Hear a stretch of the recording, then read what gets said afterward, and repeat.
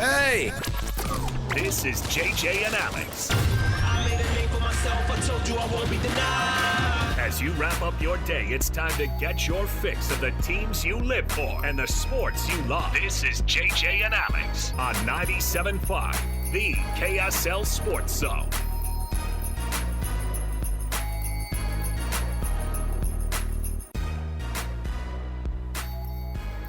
All right, everybody, welcome on in to your Week 11 of college football. Is that right? Week 10. Week 10 of college football? No, it's Week 10. Yeah. Oh, double-digit weeks of college football. Can you believe it? BYU's reached their second bye week. Oh, yeah. Some teams in the Big 12. That's how deep we are in the season. What is it? Kansas State and Iowa State played over in Ireland. They're working on bye week number 3 of the season. You get 3 bye weeks if you play across the pond. That's a new unlocked thing. I think that's actually like what, now that they're almost employees of the school's like and by the way, you get 3 weeks of paid vacation when you go across and play in Europe, okay? That's part of your package that you get as an employee. Listen, I'm going to say it right now, and I just got a text from one of my friends who's a listener to the program, but also he's kind of my hockey guide. I cheat off of his homework constantly, all right? And I've needed it this weekend. And one of the things that makes me nervous, and I told him this because he actually texted me this right before the show. He says, this is hockey guy Matt, by the way. Matt goes, a lot of national love for the Mammoth today. Even the podcast in Canada I listen to are talking about him. That's nerve-wracking. That's tough to get the attention of people that are obsessed with the Leafs. I know, and I told him, I said, that makes me nervous. He said, we're not used to it, neither are the players. So I'm full on like in this mode where I'm trying to pretend like I've got the blinders up with the hockey team, all right? I've got all sorts of crazy stuff, and it's weird.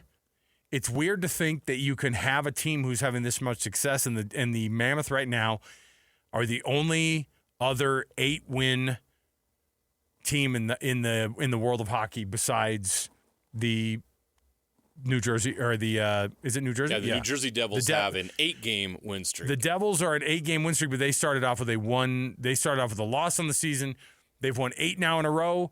The Mammoth have won 7 in a row.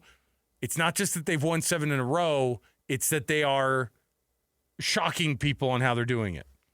Every game, Logan Cooley has 2 or 3 goals, and he has them in the first 5 minutes of the game. That's what I've learned so far. I mean, it's just been absolutely wild what they've done. So the crazy thing is, what are you gonna do the next now that they've played 10 games? They've played 10 games, JJ. Yes. And they're 8-2 on the season.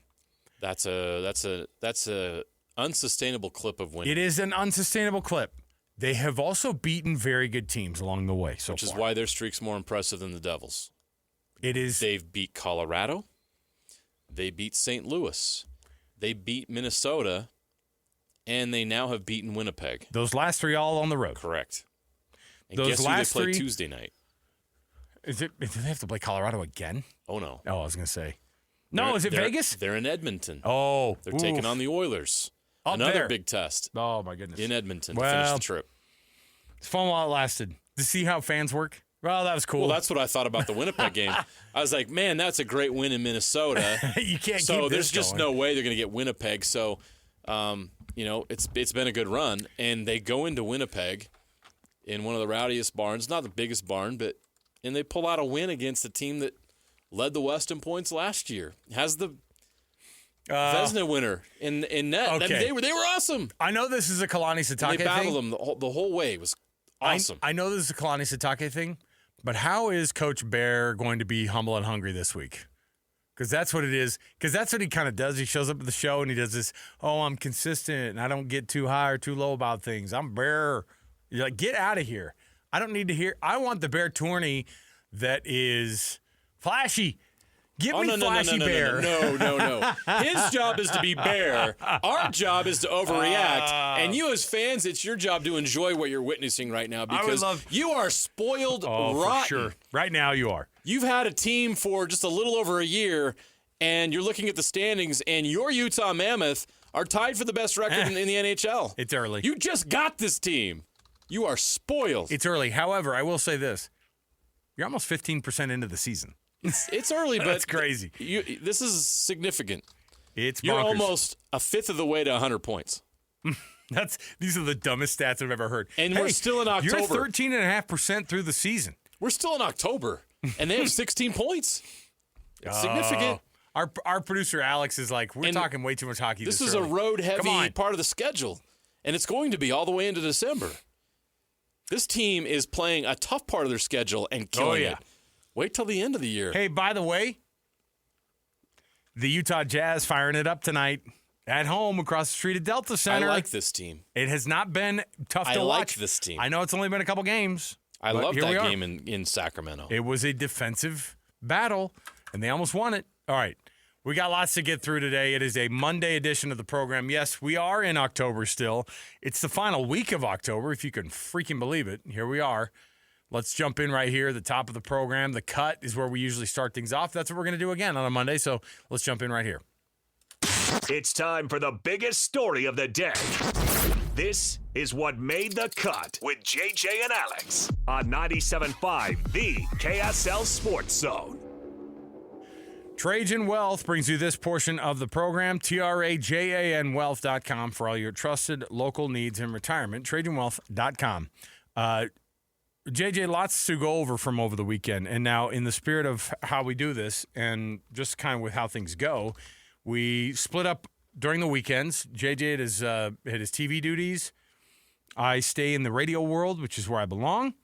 And I will tell you, I'm tickled with how things went over the weekend for the teams here locally, Utah State being the lone kind of, I don't know how we're supposed to react to that. However, if you are looking, and I was listening to the radio post game of Greg Wrubell and Hans Olsen, and Greg Wrubell kind of, I think, had the right to sort of say it as flippantly as he did. Was like, hey, Bear's going to get another Freshman of the Week honor from the Big 12. That's, but the question is he going to get the Offensive Player of the week? And the answer is no on both accounts. Why? Because a guy named Bird Ficklin had a pretty darn good week, and he's also a freshman. The Big 12, and this isn't because Bear didn't do enough. The Big 12 has been begging for another freshman to show up and make a splash. Am I wrong? Bueller. They were so sick of calling his number. It had nothing to do with whether or not Bear had a great weekend, which he did. It had nothing to do with whether or not he had an outstanding performance, which he did. I can't even name another freshman starting in the Big 12 outside besides of Bear. those two. And now Bird obviously getting a shot on Saturday. This was the conference offices in Irving, Texas going, can we freaking get somebody else? And then they went, yes, okay, I got someone for you. Late on Saturday night. That was the only reason. Because BYU stays undefeated. Weirdly, I have no idea what to think about that 8-0 start, except for that they are 8-0. They are 8-0 again after going 8-0 last year when we all looked at each other and went, don't know what to think about this.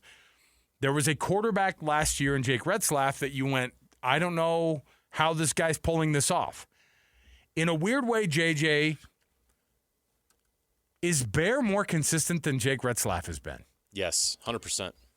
Like, is it a more impressive thing what he's doing this year, not just because of the freshman part, but because of the actual performance part? Because Jake Retzlaff last year was pulling all of these same – he took this team to 8-0. He took them to heights that they hadn't seen in a long time. So am I actually supposed to be more impressed with what Bear is doing this year than with what Jake Retzlaff did last year? Yes, 100%, because, A, he's a freshman. And the lack of experience. If you remember, Jake Retzlaff got a chance to play the last 4 games of his sophomore year. And how did that go? 0-4.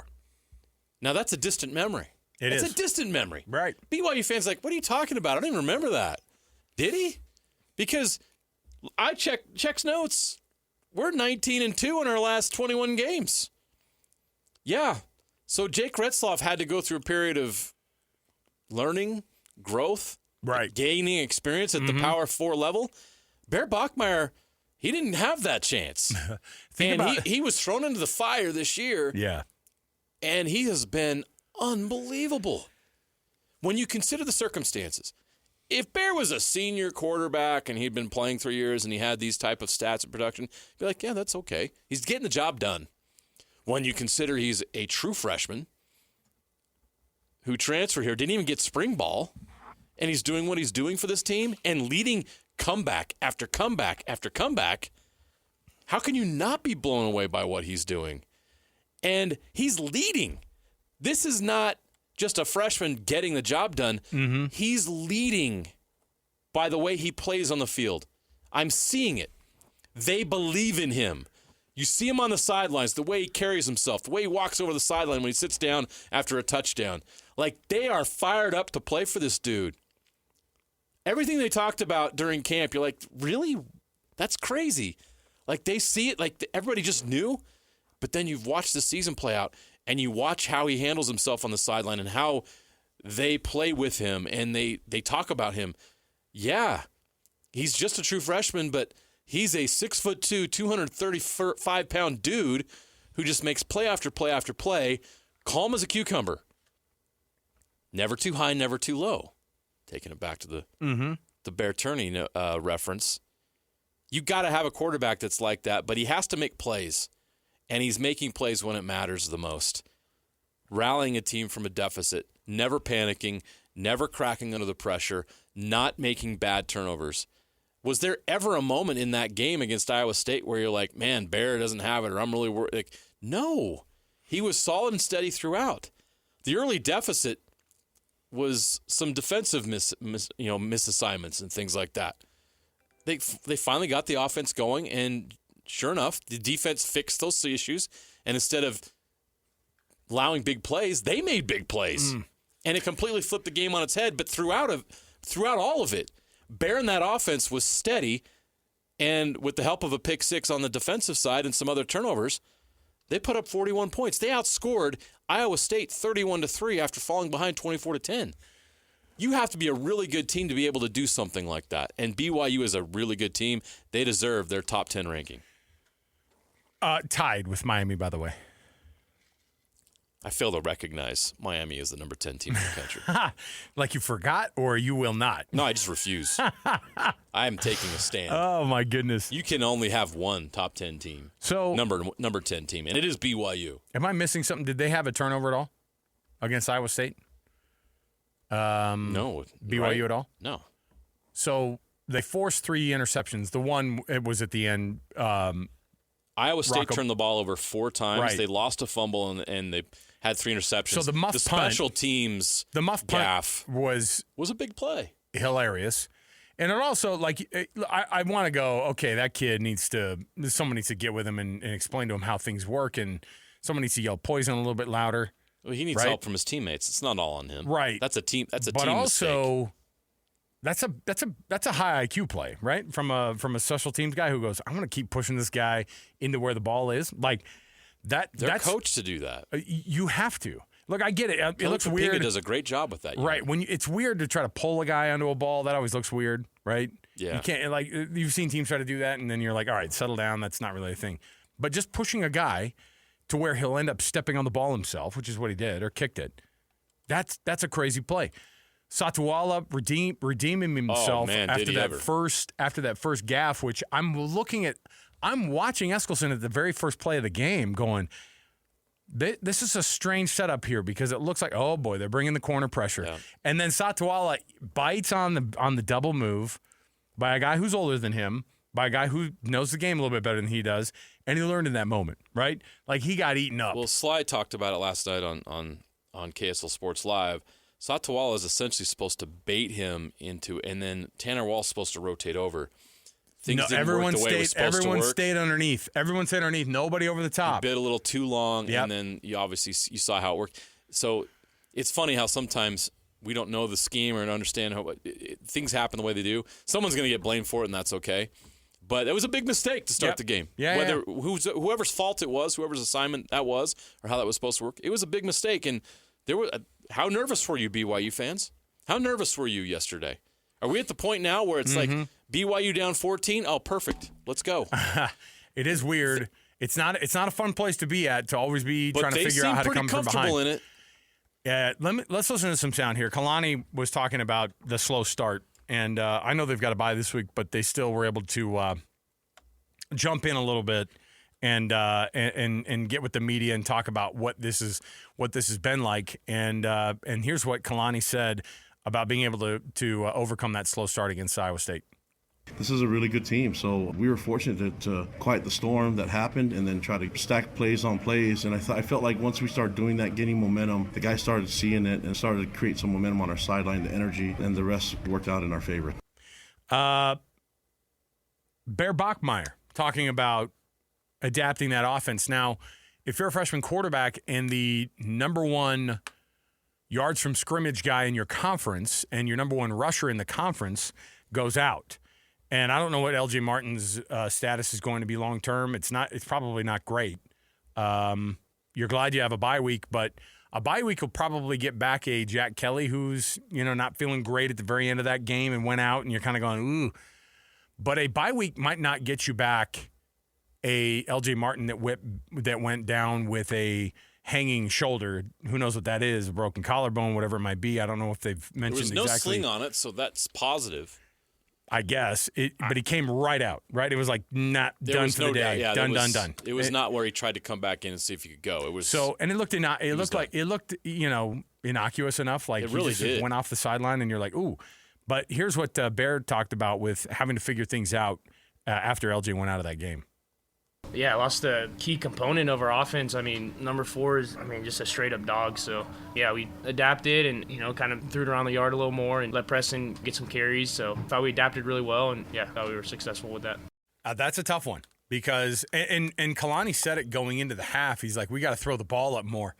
And that's a weird thing to say when you got that freshman quarterback who you've been relying on to go for 191 a game, and a touchdown. This is not what – anyone thought would happen during the season with Bear Bachmeier. Had to do it, but did it against West Virginia, which I think Annapolis. Didn't we talk about that in our pregame or in our College Football Saturday show? We're like, yeah, I threw for 362 yards against the worst passing defense in the country, but to do it coming back against Iowa State in an environment that is very different than being in Provo and playing against a very different team than West Virginia. And throwing for 300 plus and running for another 50 and running for the signature draw play that you get every week from the guy now from 15 or 18 yards out, and he runs into the end zone and stacks bodies while he's doing it, but throws the ball now and keeps himself out of danger. Now, when he threw that ball up to Parker Kingston, I think everybody looked and went, oh boy, okay, all right. Now, by the way, if you watch that play, he could have thrown it up in the air to Chase Roberts, and Chase Roberts was even more open. Yeah. And Iowa State's secondary is very banged up. They took advantage of it. And it worked. And the defense showed up. And Rocco Beck kind of shrunk in that moment. Became a very different quarterback than we saw in that very first drive, in the very first throw of the game. And a guy who was commanding that team. By the way, that team was unstoppable the first how many drives? 4, 5, 6 drives. They had 200 and something yards. They had 280 yards by the end of the first quarter, JJ. Yeah. They went into the half leading 17 first quarter points. But the thing was BYU gave up 17 first quarter points. And 280 yards of total offense in the first quarter. You're like, all right, yeah, give them 1,000 yards. Sure. Why not? Give them 1,000 yards on the day. The crazy thing to me was going into the half, still being outgained by 120-something yards, but being down a touchdown was huge. Being down 24-17 rather than... You're right. The score before the half was The score before massive. the half was huge. And not only that, the field goal that they got even off of the one turnover was huge to make it 17-10 when they had no business being within a touchdown of that team. So...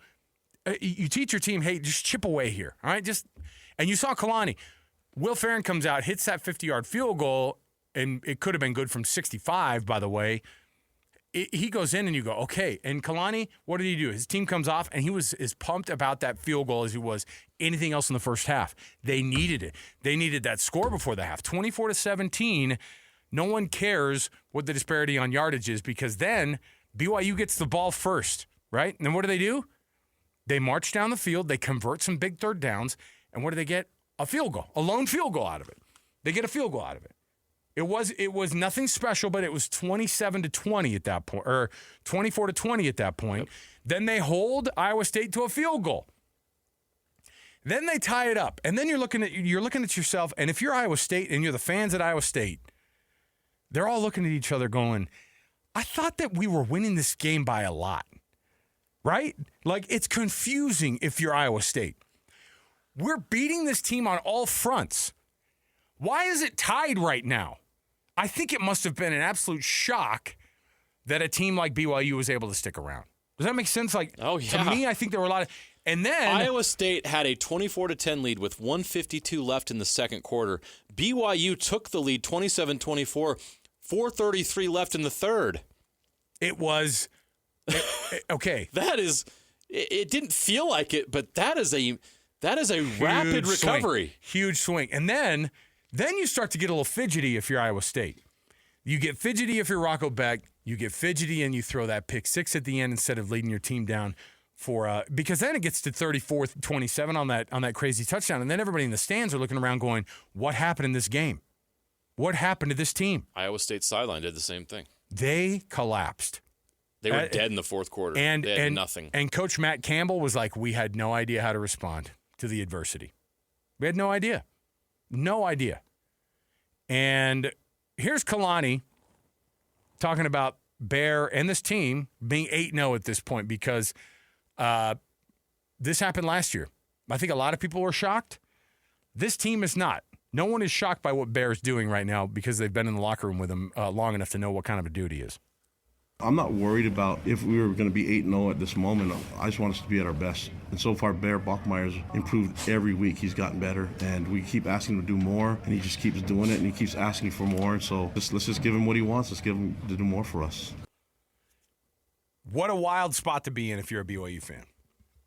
Because 8-0 at this point in the season, we can all look back and go, what did you say? Where did you say the wins and losses were going to come?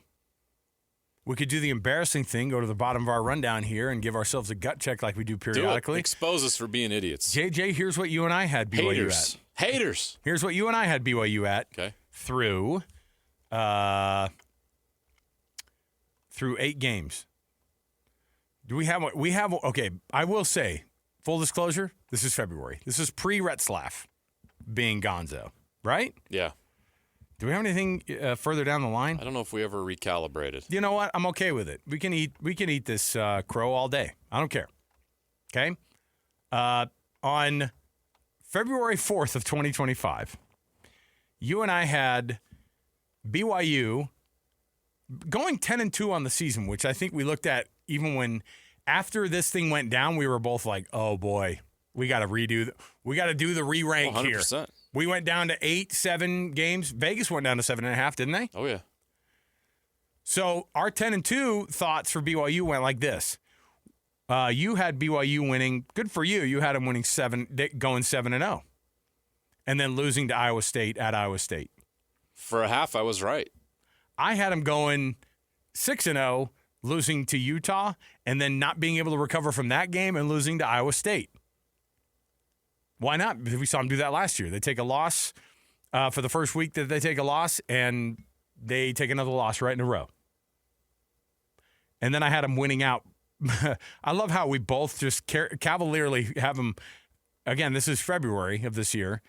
This is pre-Texas Tech also dropping the $1 billion on their roster that we had known about. Texas Tech, we had them both winning.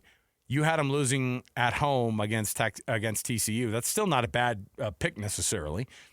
And then we both are like, ha, Cincinnati, what are they? Are they even a team in the Big 12 anymore? Look where we're at now. Easy dub, right? Easy dub. So we have BYU going 10-2.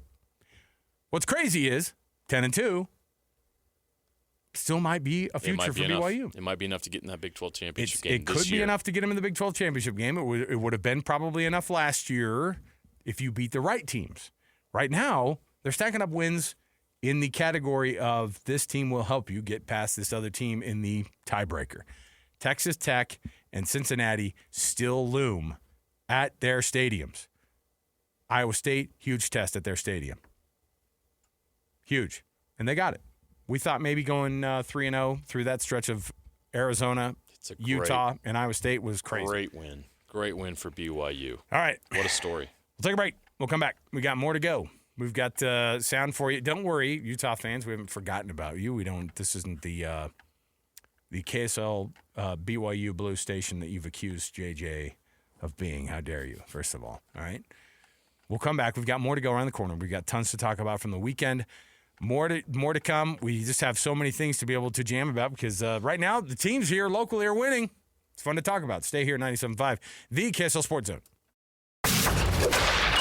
The exclusive home of the Utah Mammoth is on 97.5, the KSL Sports Zone. And now Peterka steals one in the offensive zone. And he gets blasted by Chibrikov. Gunther shoots and scores! The clutch kid comes through again and puts Utah ahead 3-2 late in the third. And the period comes to a close. Utah hangs on to win 3-2. The final score here in Winnipeg. And it's seventh heaven for the Utah Mammoth. 7 in a row for the Mountain Blue. You're locked into JJ and Alex, presented by G2G Bars on 97.5, the KSL Sports Zone.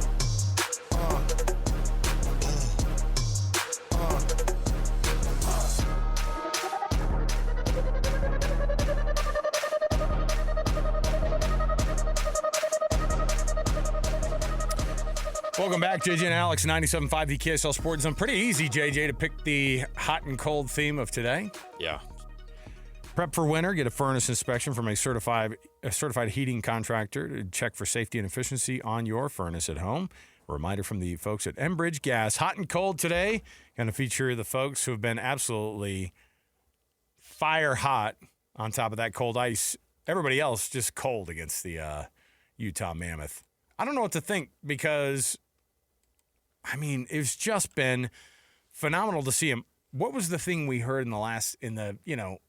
we started to get a little bit wild over the first couple of games where you go, well, this team's playing pretty hard, and they've won a couple games, when they were 2-2, we were looking at each other going, yeah, they're playing well, ish. They're struggling to get the puck in the back of the net. Couldn't score, right? They answer that with a streak of games where they score 5, where they score 4, where they score 7, where they score 6, and then where they beat Winnipeg at home last night with the 3 goals. I say at home, at Winnipeg's home. So the goals did come. The goals have come in the form of Logan Cooley with the natural hat trick, of course. The very next game, he scores 2 goals within the first 4 minutes of the start of the game. And 5 goals over those 2 games. The 16 points that Nick Schmaltz has that leads everybody in the NHL.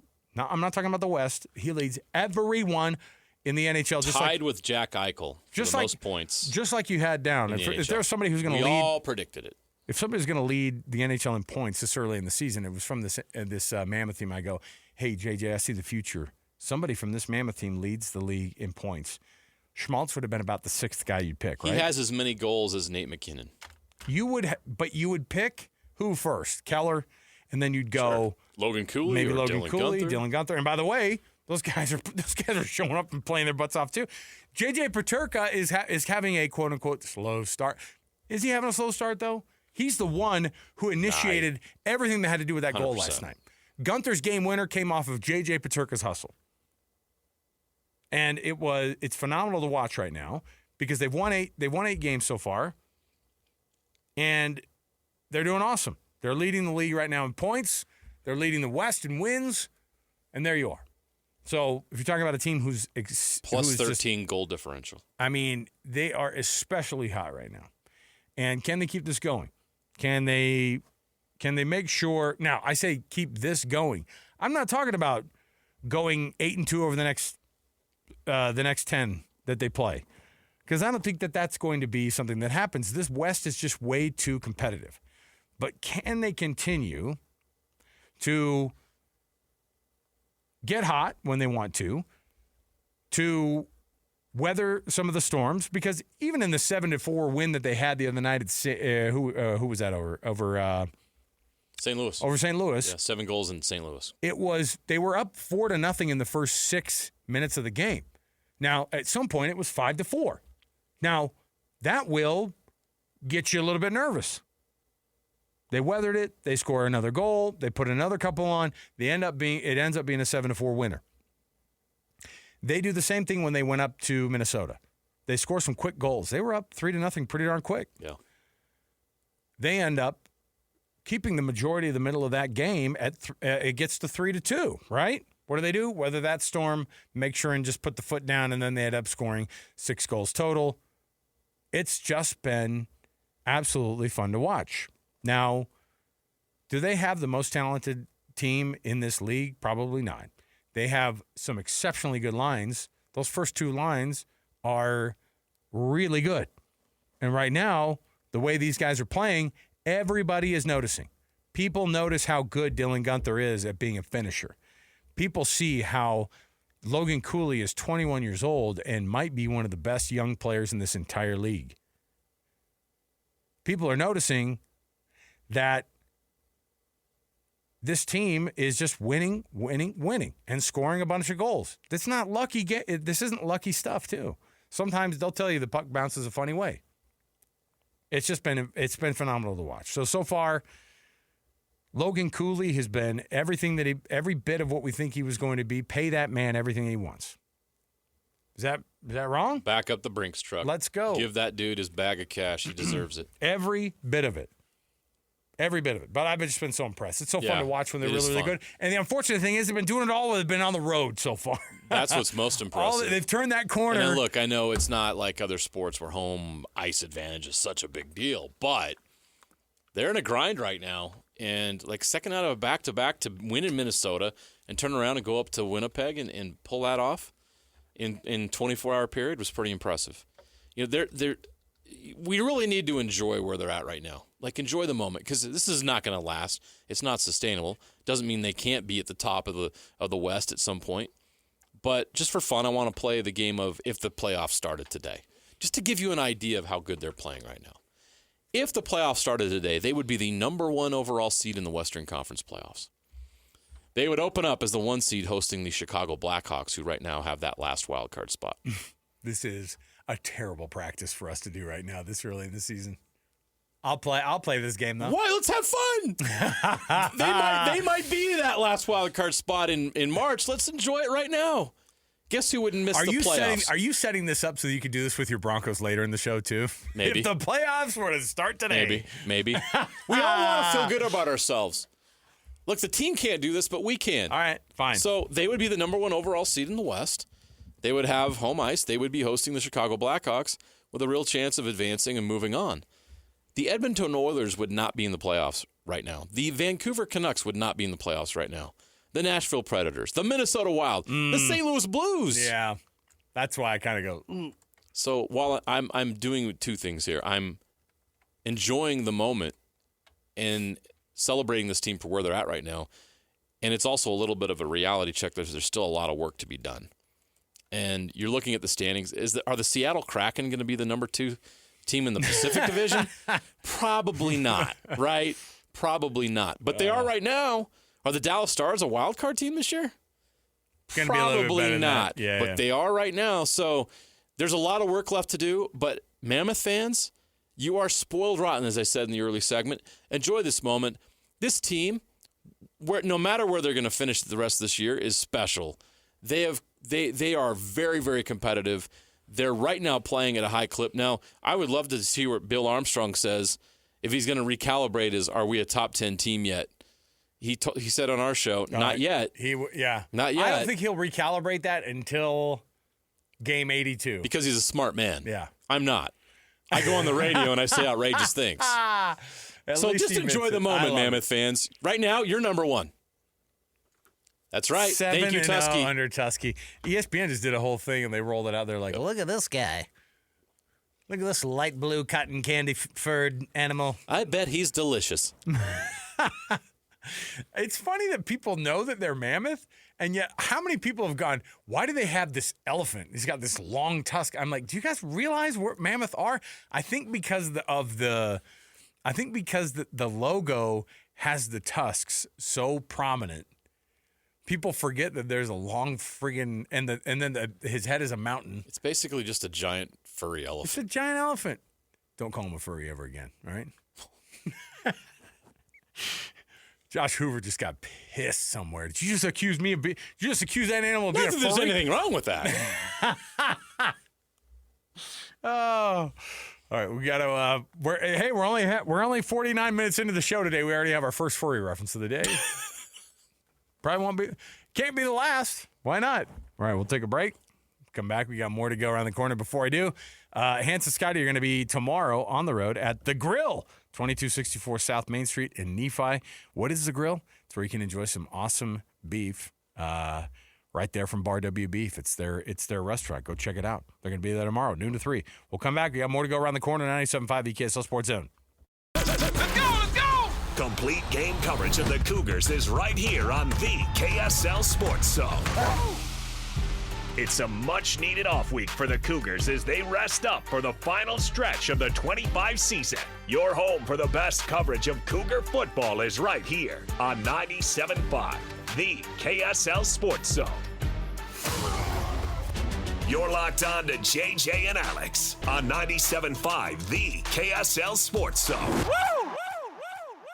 Look, I'm never a big fan of the marketing tools that they use to do the fill in the blank for the National Jelly Donut Day or, the pastrami sandwich day. And I fall for it because I'll have a jelly donut in my hand by the end of the day.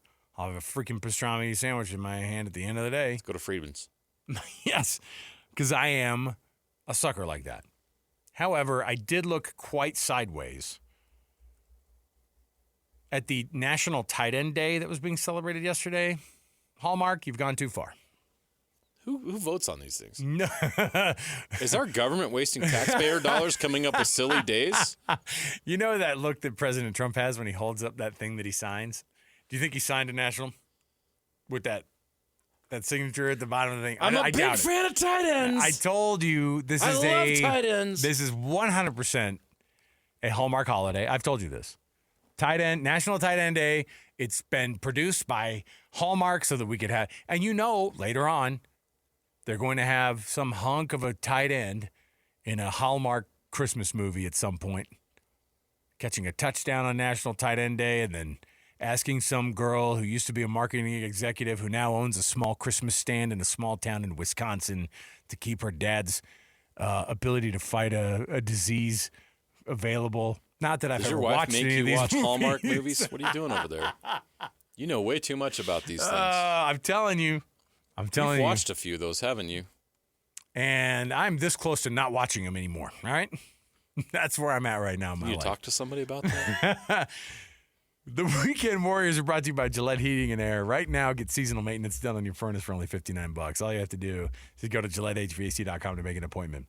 Speaking of making an appointment, Tucker Kraft on National Tight End Day made an appointment with the end zone a couple of times. Snap to Love, quick toss, right side, got Kraft, makes the turn to the 10, breaks the tackle to the 5, he's in the end zone for a touchdown! And the Packers take the lead, 6-3. Tucker Kraft, 16 yards. It's a snap to Love, rush on, throws the middle, got his man, cutting left to the 5 to the end zone. It is Tucker Kraft having a night. Wow.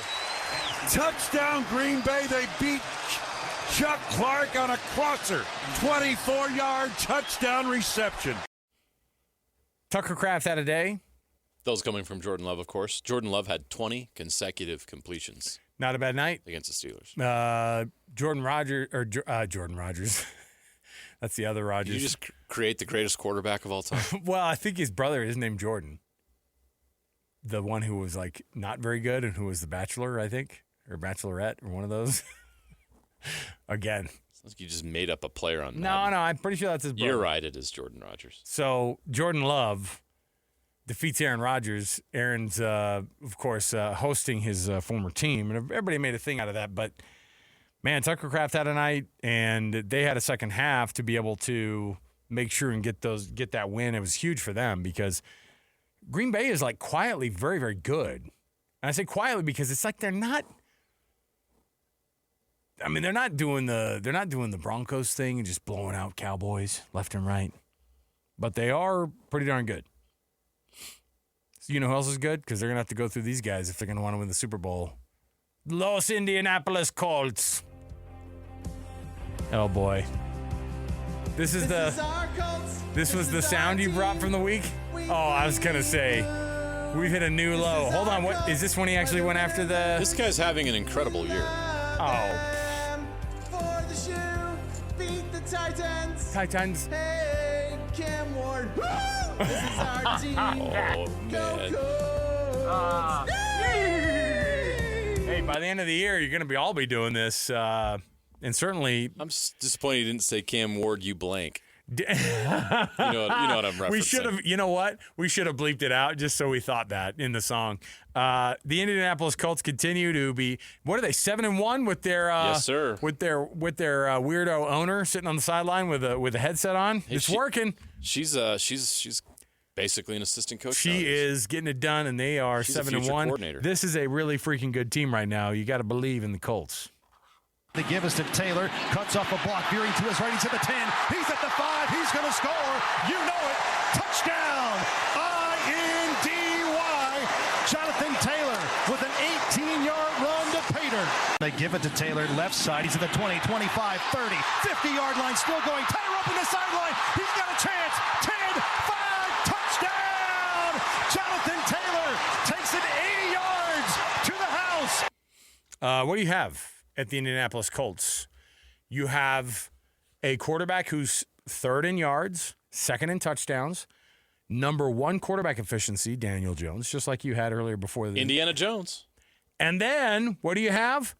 A running back who's the best in the league. Those are the two people in your backfield. Why would you bet against the Colts right now? Do you know what their point differential is? I mean, they're winning every game, it seems like 38 This to is one of 15. the most fascinating stats in the NFL right now. What are they winning by?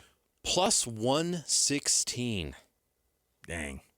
Plus 116. They are not just winning, they are clobbering teams. The next closest team in point differential in the league is the New England Patriots. How much? At plus 67. Well, by the way, another team that you had on the list of probably going to be beating everybody. Drake what are they, May's 6-2?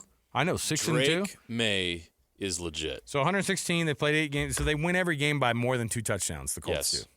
They're not just winning, they're obliterating their competition.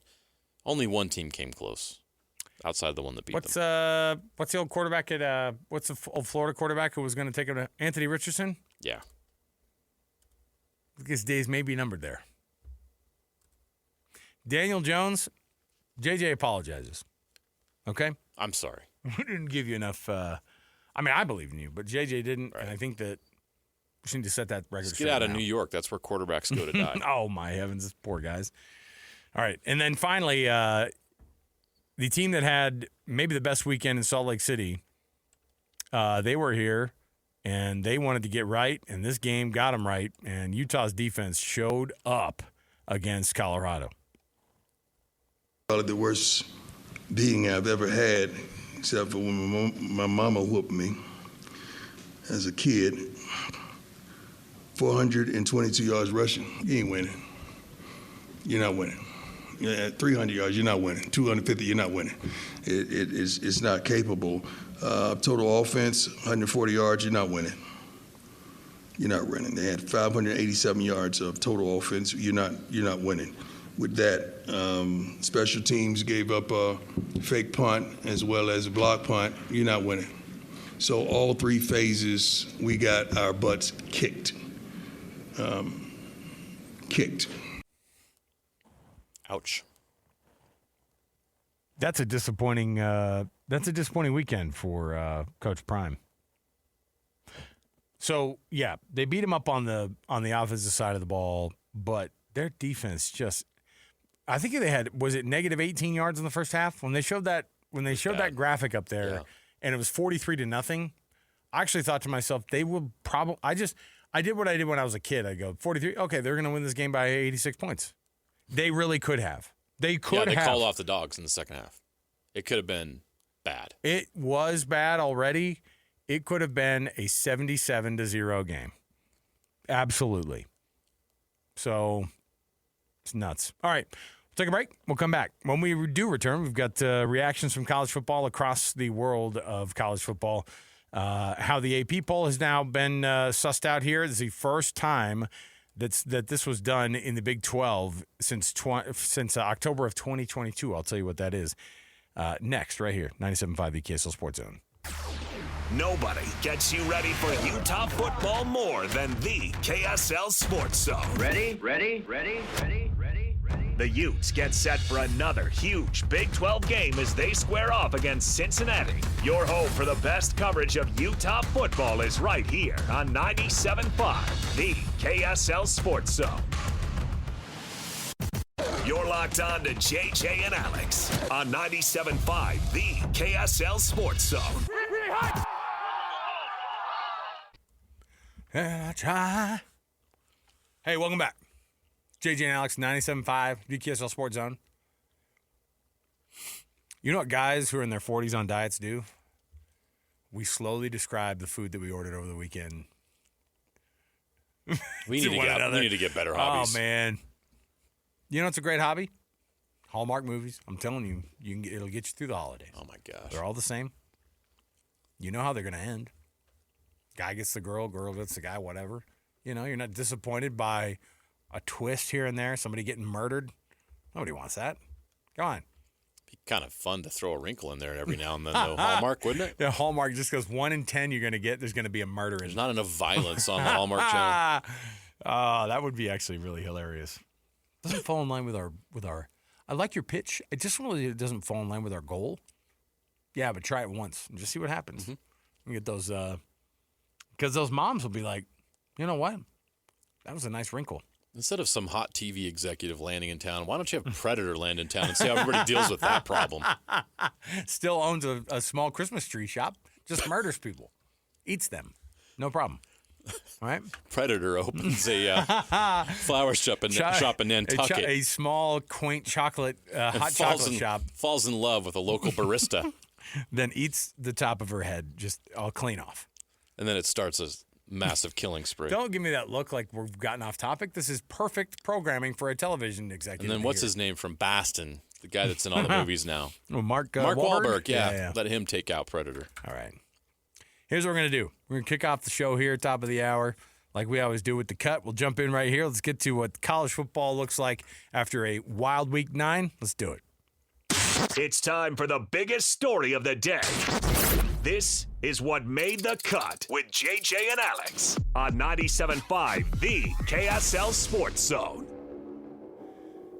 Used to be that you could be a lot more safe as a college football coach than it was as an NFL coach. No such luck anymore.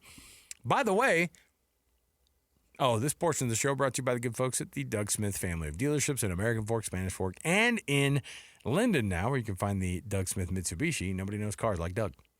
Let me see here, JJ. It used to be you could rely on a college football coach to be at a place for 3 or 4 seasons, and if it wasn't working out, well, you just you'd see that through and see how things get figured out. But it seems like every guy got 4 years, right? Brian Kelly, the latest victim of Predator landing in his town. No, latest victim of being fired. And you know what? It was after the crowd was asking for him to get fired. This is not – I don't like rewarding a raucous crowd at Death Valley. You lose by 20-something to Texas A&M, who, by the way, is as shocking of a revelation this year in the SEC as any team has ever been, because I would contend that Vanderbilt winning games this year and Texas A&M winning games this year is the same. Like, we've been disappointed by Texas A&M for decades. Not just in the SEC, but wherever they were before, pretending like they were the little brother of Texas for so long. They don't win games. They don't win significant games. If they do, they go 9-3 on a season, and then you forget about them. They're always the second most important team in the state of Texas, by a long shot. Even after they have a good year this year, they will still never be up to that Texas level of class and distinction. That's how they live. It's just they are the consummate little brother in that state. And yet here they are, number 3 in the country, just right behind Indiana, just like we all had a couple of years ago.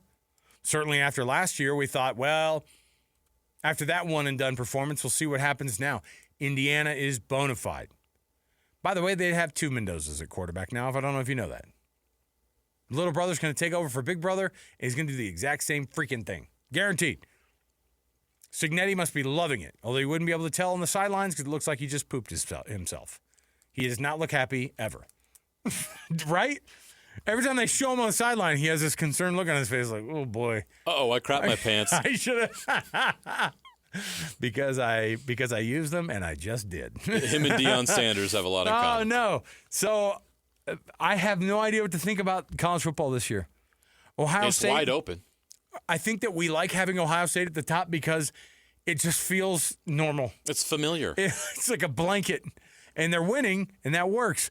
But Indiana being where they are feels very unfamiliar. Who's Ohio State winning? Texas A&M being in the spot that they are feels very unfamiliar. Having all these teams in the AP poll right now, being in the spots that they are, I get it. Now, look, what's his name? Dave Portnoy over the weekend. Through BYU some love, through the Big 12 some love. I don't get why they get shorted all the time. The Big 12 is competitive. It's good. I don't know why you have all these teams. He pointed it out. He said, look, in the top 10, you have 1, 2, 3, 4, 5, 6 one-loss teams and 4 undefeated teams. Okay? In the top 10. You have 6 one-loss teams, including Miami, who's in front of BYU. Now, technically, BYU and Miami landed on the same amount of points over the weekend. BYU at 8-0 is sandwiched by a 5-2 Notre Dame team at 12, and they're tied with Miami as the other number 10 team as a one-loss team. Should they have fallen out of the Big 10 or out of the top 10? I don't know. Is Georgia Tech? I mean, Georgia Tech fell a spot because they are still undefeated? Question mark. I get it. Ole Miss beat Oklahoma. We don't know what Oklahoma really is, do we? But Portnoy pointed it out. BYU getting no respect. Texas Tech went up 1 spot after beating up on Oklahoma State. The Big 12, however, has 5 teams in the top 25 in the month of October for the first time since fall of 2022. If you recall, those teams, or that time frame, of course, had the old school Big 12. BYU nor Utah were members of the Big 12 at that point, so you had your Texas A&Ms and your Texases that were, and your Texases and your Oklahomas still part of the Big 12 at that point. So they have 5 teams in the top 25. But the Big 12's been doing this every week, JJ. Mm-hmm. Putting a team at the very end of the top 25. What happens to that team? They fall right out again. Utah has been sneaking into the top 25 a couple of times. If they get replaced, it's by Arizona State, who then gets replaced again the next week because they can't freaking get their crap together. Are they a 3-loss team now, by the way? Yeah, 5-3 is Arizona State. They're 3-2 in conference play. They're not going to be in Arlington. No, they're not. Utah has the tiebreaker over them, obviously. That's crazy. Yeah, they're way back. There's not a realistic path. No, I get it. Houston, I don't know what to think about these guys. When do we have to start buying in on Houston? Because 7-1, 4-1 in conference play. Their only loss is to Texas Tech. Willie Fritz is a good coach. Dude can coach for sure. We knew that he was when he got there to Houston. We didn't know how much time it was going to take. But Houston is never a top 25 football team. Never. It's a basketball school. Yep. That's what everybody tells you, right? Mm-hmm. Oklahoma has 2 losses, and they're still number 18. Missouri has 2 losses. They're number 19. Texas, moved up after being a really gross-looking 2-loss team. They got lucky. Of course they did. I don't know what to think because I think Cincinnati is good. I think Cincinnati is definitely better than Louisville. I think they're better than Virginia. Cincinnati crushed Baylor. They worked them. Look scary as hell if you're a BYU fan and you got to go to Nippert Stadium. They look scary if they're coming to your place, Utah. And they are. I'll tell you what, it's a weird situation to be in, BYU fan. You better be rooting like crazy for the Utes to put it on Cincinnati at Rice-Eccles Stadium. Do you have it in you? Yep. Do you have it in you? You freaking better. The best thing to happen to BYU right now is a Cincinnati loss. Not only that, it's that Bert Ficklin looks really good. And that Utah defense is going to be different at home than Cincinnati has faced all year this year. In the dark, it's a night game. Terrifying if you're Cincinnati. And BYU, you should be very excited about it, right? You need that. You got to have Cincinnati lose at least right now because then further down the line, then they're up against the wall when you get to Nippert Stadium in the second to last week of the season, by the way, which is shaping up to be a nice game. Oh, boy. That's shaping up to be a nice game. Could you imagine those two teams being one loss apiece? Maybe even one of them being undefeated? What if they're undefeated? Maybe both of them being undefeated? If they're both undefeated, they're both in the top 10, and they're both probably going to be – it's going to be a game day game, right? Game day finally goes, can we get one of these? Oh, for sure. And what kind of world are we living in where BYU and Cincinnati are both in the top 10? Hey, if Fox comes knocking, Big Noon Kickoff comes knocking to Cincinnati or game day, which one do you choose if you're Cincinnati? You have the choice. Really, be honest. Where you go with Fox because ESPN's the SEC homers. Okay. And can I just say, too, they seem like they're a lot more fun. Like, really? That's true. Isn't that like my kid talks about Big Noon Kickoff more than he does about game day anymore. They're doing a great job. Game day is the Nick Saban, Aflac crowd. I never thought. Pat McAfee is trying really hard to give that show some And he does a phenomenal job. Imagine it without Pat McAfee. It would be hard. It would be a tough pill to swallow. In fact, it would be your daily fiber pill that you'd have to swallow. Got to watch Alabama Jones all grumpy on the set. I'm just saying. It seems to me like the Big 12, they do need some help to keep getting recognized. And that help is you got to help yourself and stop freaking losing all these games as soon as you get teams into the top 25, right? They're beating each other up, and they're going to get punished for it more than the SEC is. 1,000%. Because the same thing's happening in the SEC right now. And will continue to happen. LSU is dog water, and yet they're still getting top 25 votes. Look at the end of this thing. They have top 25 votes. They have top 25 votes. It's crazy to me. They're 5-3. They just fired their coach, and some weirdos are going, I think we should put them in there. They have double-digit votes in the top 25 AP poll this week. It's insane. All right. Next up, speaking of, like I said, the top 25 poll, Oklahoma, Missouri, they both go down, but they don't go down very far. What is the ceiling for any of the teams of the Big 12 right now? Like if they all do, and I'm saying I don't have the guts to say they're going to go undefeated. Let's say a one-loss Cincinnati team gets to the Big 12 championship game. Where are they ranked in the college football playoff? Well, right now they're one loss and they're at 17, and that loss didn't come in conference play. It happened in the first week of the season. Right. They're 7-0 since that heartbreaker against Nebraska. They're one play away from being undefeated. Who has Houston lost to? A Texas Tech. Top 15 Texas Tech team. After that, all they've done is just go around and mow people down, including the conference reigning champion. But here's the problem. Who also, within the last 10 days, beat Texas Tech also, who beat that Houston team. This is a mess. It's an absolute mess. Those SEC teams play other SEC teams, and the voters are like, oh, Alabama beat Florida. Oh, Ole Miss beat. Be smart about it. What brand is funner to watch? I mean, I say funner.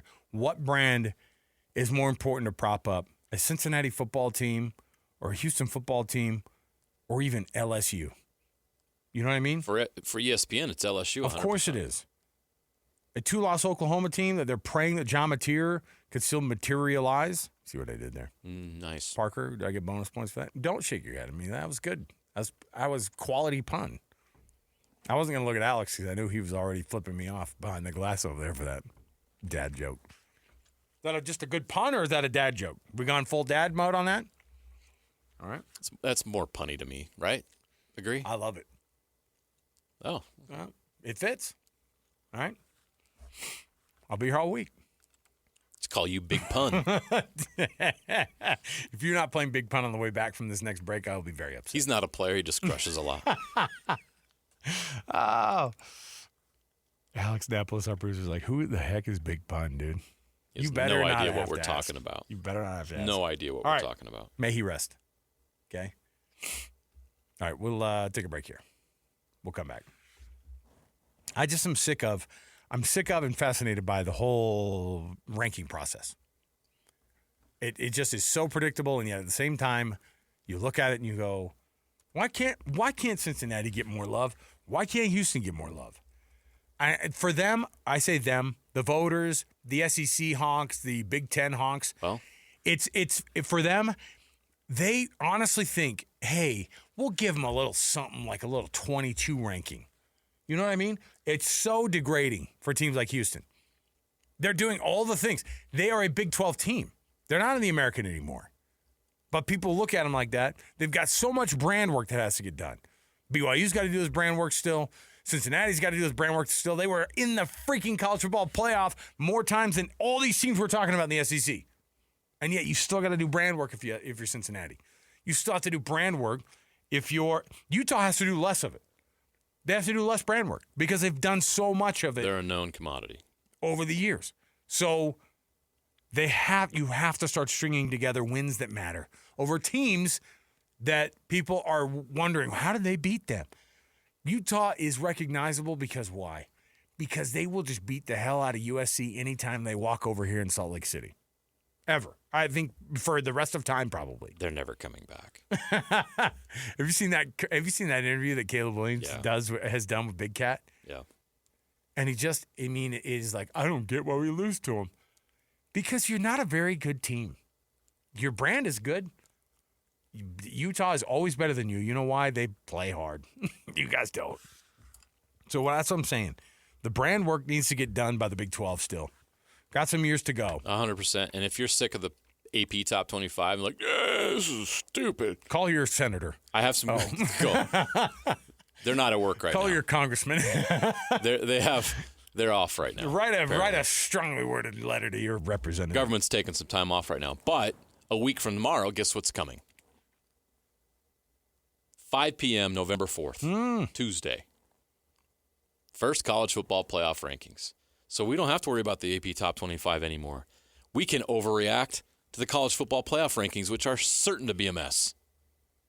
Just fewer and more rich fuddy-duddies getting together exclusively. Wait until Texas is number 9. Oh, my gosh. Well, they are 7-2. Well, that's going to be the case. Oh, they are 7-2. You got to consider strength of schedule, and it just means more. And they did it with a backup quarterback. Yeah. Poor Arch. May he rest. Is he dead yet? Can we kill off that storyline, though, for real with Arch? Settle down. Jeez. All right. Poor kid. We'll take a break. We'll come back. When we do, got ourselves some NFL Blitz to get to, some locals in the NFL, people who are winning the weekend across the league, and it just keeps getting better week on week for the locals. So stay right here with us. More to go. 97.5 the KSL Sports Zone. All the latest news and notes from the league and the locals in the NFL. JJ and Alex bring you the NFL Blitz on 97.5 the KSL Sports Zone. All right, everybody, welcome back. JJ and Alex, 97.5 the KSL Sports Zone on a Monday. Thanks for being with us. Appreciate you. You can always download the podcast wherever podcasts are found. You can always stream the show live on the KSL Sports app. You can also stream it on our website, KSLSports.com. You can also go to our YouTube page, KSL Sports, and see our mugs right there on the camera. So there you go. All the options are right there in front of NFL Blitz, of course, is that music. You can nominate the U Sports volunteer that you know for the Hercules Hero of the Week award. How's it work? You nominate somebody from your neighborhood or your municipality or your city that does an awesome job with the youth sports there. And you just nominate that person, KSLSports.com/contest. And then every Thursday we award a winner. They get a prize from Hercules First Federal Credit Union and Beehive Meals, both of whom are amazing sponsors of the program of the Hercules Hero of the Week. All right. JJ, locals in the NFL, people who won the weekend for the locals side of things, or at least their performances were right there. I will tell you that my son, for some reason, anytime he plays Madden, he doesn't cheer for these guys during the week. He doesn't like them as a team. However, he plays with the Falcons. Really? Yes. And he loves Bijan Robinson, and I think it's a bonus that he can play with Tyler Algier as well. But I always tell him, I go, hey, and he gets like 7 sacks a game with Caden Ellis. And I go, hey, that's a Utah product too, brother. Yes. He's one of the locals. Even though the biggest head-scratching loss of the entire freaking weekend of the NFL was the Falcons getting obliterated by the Miami Dolphins. The Fighting Mike McDaniels is. When I say fighting, I mean fighting for their jobs. Mike McDaniels. I didn't think they would fight, but whatever they did on Sunday was pretty impressive. Like, Tua throw 4 touchdowns, is that what they said? Yeah, it was crazy. Like, the Dolphins just suddenly woke up, and the Falcons are the most inconsistent team in the NFL. So weird. They could be so good. Yeah, it's so bad. They were awful. Yeah. Obviously, Michael Penix was out, but Michael Penix wasn't good the week before. Kirk Cousins comes in, and And Bijan Robinson had his worst game of the year. They just didn't have any juice. 25 yards rushing or something like that? Yeah, It's but terrible. Tyler Algier did get a touchdown. So nice. He ties a career high for rushing touchdowns in a season by week 8, which is good for him. Yeah, he's having a good year. Jackson Dart was decent. Had a touchdown through the air and on the ground. It sucked to see Cam Scatterby go down. That was a gruesome injury. When your kids come up to you with their phones and try to show you the still photo of it, I'm like, get out of here. I don't want to see that ever. The ankle, the foot was definitely going in the wrong Crooked. direction. So, How about this story? Tyler Huntley, back in a Ravens uniform. Hey now. Back as a starting quarterback for 1 week at least. 17 of 22 for 186 yards and a touchdown. He had 53 yards on the ground, and he led the Ravens to their second win of the season. One of the few bright spots they've had all dang year long. Gets the job done and wins. Yes. It was cool to see him up on TV doing the post-game interview as well. Yeah. Big old smile on his face. I went, you know what? That kid has been through it. Like, he just keeps toggling around between practice squads and backups and emergency quarterbacks. Every team that calls on him, he just gets it done. It's pretty impressive. And Jordan Love was unbelievable last night. All the attention on Aaron Rodgers. And the best quarterback in that game was by far Jordan Love. 29 of 37, 360 yards, 3 touchdowns. He had a 134.2 quarterback rating. And the most impressive stat, 20 consecutive completions against that Steelers defense. Really, really good last night. Yeah, they look sharp. Those white on white helmets and uniforms and all that. Disappointed with the Steelers wore some kind of monstrosity of a uniform. I get it. They're like, this was when we were back in 1933. I'm like, they were terrible back then, and we've moved on. There's a reason why you changed them to what they are now. Exactly. The pictures are black and white for a reason. Also, they're all, what would be a really, really terrible helmet? Let's go full yellow. Craig, I like where your head's at. What else can we do? Matte. Let's make it matte finish. Let's make it look like someone spread mustard on the helmet. Full on. What's wrong with Aaron Rodgers' helmet? He gets a weird one. Well, and he got a different one this year.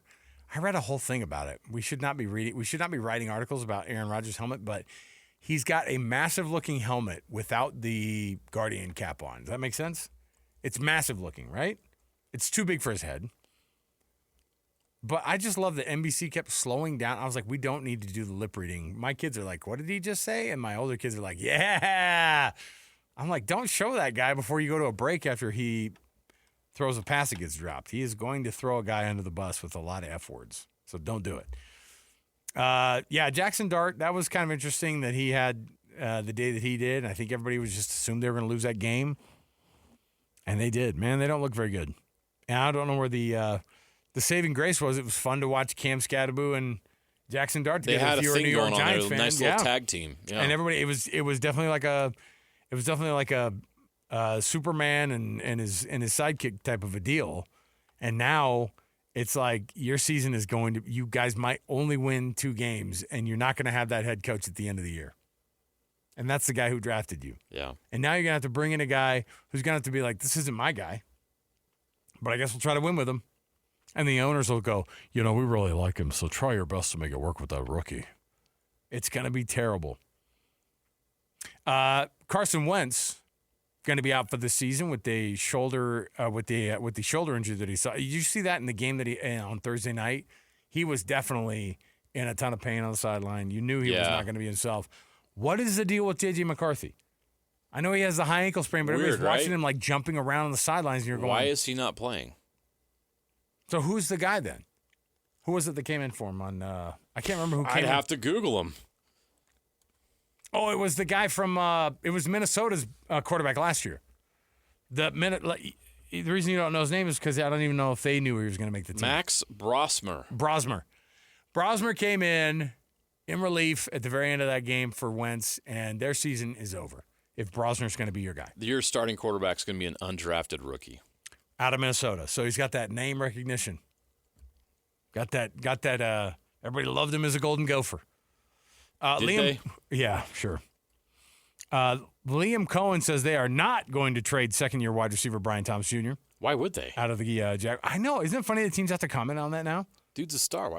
He's hurt. Wait, no, is he not? He's not hurt. He's fine. I don't know. I thought this was maybe he's hurt. I thought this was a fever dream of mine, but apparently I woke up and it was real. I must have read something. But Tyler Lockett's going to go join the Raiders. That's what they needed. Hey, Lloyd, I think you guys are fine now. Why would Tyler Lockett sign with a team that has no hope? Because that's the coach. It's a veteran receiver that could help a playoff team. That's the coach that they could join. He could join. I know team. There's a relationship there. I get the signing. I understand it, but they want to have no hope together as a group. Man, the Raiders could use some help at receiver. There's no doubt about that. Is that the only place? Just about everywhere else too. All right. Hey, Adrian Peterson's second DWI arrest in the last 6 months. Book it. He's a jerk. Sad. There you go. All right, we're whoa, huh? Hey, we didn't talk about the Broncos. Oh, jeez. I was trying to go early to break. Did you notice? Who's first place in the AFC West? Who? Bing bong, bing bong. Who's the team in first West? Bing bong, bing bong. It's your Broncos. The Orange Crush jerseys were phenomenal. Who's won 5 in a row? Is that how many it is? Yeah, it is. Hold on, let me just look at the. Let me see West. Okay, past champions. Oh, ChatGPT says you guys have no shot. Oh. Mm-hmm. Yeah. Let me see here. Chiefs. Hey, you guys did win. AI isn't exactly batting 1,000 these days. Hold on. What? You guys did win this thing back in 2015. You guys are due after a decade. Has anyone else other than Chiefs won it since that time? No. No. An incredible run. No. Somebody's due to win that division that isn't the Chiefs. The Chiefs are actually getting better. You notice that, right? Oh, very much so. I think the stat that I saw that was the most shocking to me was, what's his name? Patrick Mahomes has 5 games in a row where he's thrown 3 touchdowns and no interceptions. It's the first time he's ever done that in his career. Do I need to mention that in other years of his career, he's been pretty good too? All I'm saying is the Raiders could win this division still. No, just joking. I'm joking. They're the only team that have no shot. Whatever happened to the Chargers? Weren't they supposed to be the guys this year? They're 5-3, quietly plugging along. They crushed the Vikings on Thursday night. What are you guys? What's your record? 6-2? 6-2. Yeah. 5-game win streak. What are the Chiefs? 5-3? 4-3. Oh, they play tonight. Well, let's see what goes on. I don't believe in Bo Nix at all, by the way. I mean, look, everybody has scored 35 points against the Cowboys, by the way. That's fair. Oh. Listen, screw you guys for making fun of me after my Nothing has materialized for John Mateer this year, and then you just gave me I don't believe. He thinks he's the only guy on this show that can make dad jokes. Listen, that was a bad pun. All right? Nobody says, hey, I believe, but they do say something materialized. Come on. I think I definitely believe. Do you wear the Orange Crush jersey and paint your face before you go to bed? I'm like that. This is our Colts. This is our team guy. I'm writing songs in my basement right now. I'm so excited about the Broncos. He throws the football through the lighting fixture. These are our Broncos. This is our team.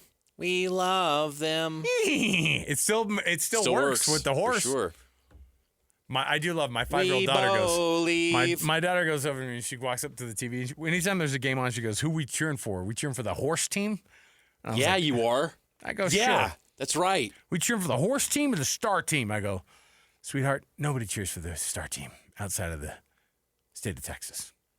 Aren't you a Texan, Dad? Shh. We don't remember those times. All right. When did you transition from a Cowboy to a Seahawk? Transition. I was never a Cowboy fan. My dad didn't allow it. How? Because he grew up in the Seattle area. Okay. And my mom and dad were like, hey, this Cowboy team is pretty fun to watch on TV. They're fun. My dad was like, these guys are snorting coke off of Ladies of the Night. I don't think we should be Thanks for cheering for cleaning this that team. up. Nice edit. Look, I was just telling you what my dad told me. They snort what off of what? Your dad told you that? Like, what's your dad teaching you when you were young? How to be a sports fan and how to hate the Cowboys. This is what athletes do. Oh, my gosh. Hookers and blow. Jeez. Was it pink? That was a great, timely reference there, producer Alex. I love it. Thank you very much for bringing us back to 2025. All right, we'll take a break. We'll come back. We got more to go around the corner. 97.5, the KSL Sports Zone. Basking in the sports misfortune of others to help make you feel just a little bit better about yourself. As JJ and Alex present, yes, we got beat. We got beat badly. It Sucks to Be You. You know what that beautiful music means on a Monday? Just going over a few people who it currently sucks to be in the world of sports. We'll keep it to the world of sports because that a lot of people currently sucks to be the rest of the world. Let's just keep it to sports, all right? Sucks to be these particular people in the world of sports. Call now, by the way, and all you have to do is be caller number 12 and then tell us what the Rocky Mountain Chevy Dealer Play of the Weekend was. That was given out by DJ and PK today. Don't shy away from this. It's because you don't want to try to marry yourself to the very, very odd pick that DJ and PK had for the play of the weekend. That's what the hint's going to be this week, by the way. It's that there were so many other games. There were so many. You definitely had to be listening this morning to guess. There were so many other things you could have picked, DJ and PK. You had one job. It was like, what? Oh, keep it local? Nah. Okay. Well, college football, though, right? No. Oh, well, certainly the World Series. No. So there are your hints. Not local. Not anything you ever thought it would be. But, hey, it was a sporting event, and it did happen, and they picked it for their Rocky Mountain Chevy Dealer Play of the Weekend. It was a great play. Not sure where they picked it. And if you can tell us what it was, by the way, you get yourself an Amazon gift card. Get Christmas started right. Get it going early. Or just prepay for all the stuff you already have ordered in your shopping cart. There you go. 801-575-ZONE. That's 801-575-ZONE. 801-575-9663. Be caller number 12 right now. Tell us what the Rocky Mountain Chevy Dealer Play of the Weekend was. Your Rocky Mountain Chevy Dealers, America's fastest growing full-line brand. All right. Sucks to be LSU. Sucks to be Brian Kelly. Brian Kelly. Does it, though? $55 million. I think it sucks to be LSU because they have to fork over that buyout, and they have to look for a head coach when there's not a really obvious candidate out there. Brian Kelly gets to party like he's never partied before. Well, I mean, he's he's a Southern guy. He knows how to party down in the by the way, like LSU with the whole Kelly gotta go, and they spell it with the EUAX. I cannot. That's just like the lady with Alabama and the program. I know. Tell you what I do. I get rid of old Byrne, and I get rid of old Kalen DeBoer. But LSU is 5-3. Kirby Smart said something today in defense of people in his ilk, head coaches in college football, who are getting paid so much money. Now, Kirby Smart's making $13 million a year, 13.5. Okay, he is rich beyond his wildest dreams. His buyout would be over $100 million. I think that was last year. Maybe it's like 96 now. Okay, still, it would have to be $100 million if you want to get him out of his job. He's won multiple national championships, but make no mistake. If things get weird over the next 18 months, everyone will be wondering, and people will start asking. The tough thing about this is, and this is why I don't like it, the whole crowd starts yelling, "Fire Kelly," right, by the end of the game. And you know what their athletic director did at the end of this?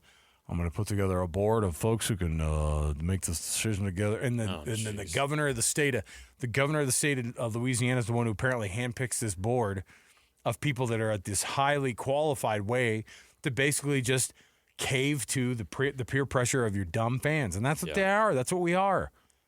We're not the ones making the decisions. By the way, and this is what Kirby Smart said that I appreciated. He goes, the problem is that it has to be you either are having an exceptional year that you're just amazing and people can't believe it, or you're terrible. Those are the two options. And if they feel like you've been terrible, and by the way, he goes, if you're just having a normal, regular football season, which is what most teams are having this year, okay, you have barely anybody who's having exceptional years. You have teams that are in the very middle who are 5-3, 4-4, 3-5, right? LSU has a lot of talent.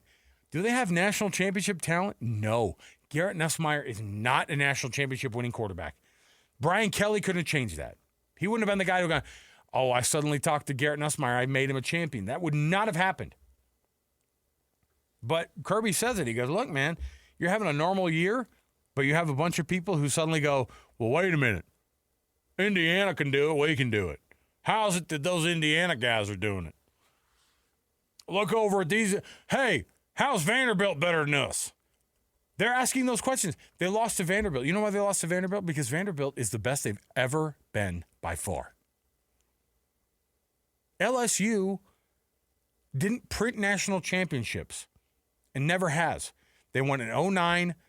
They won in 07.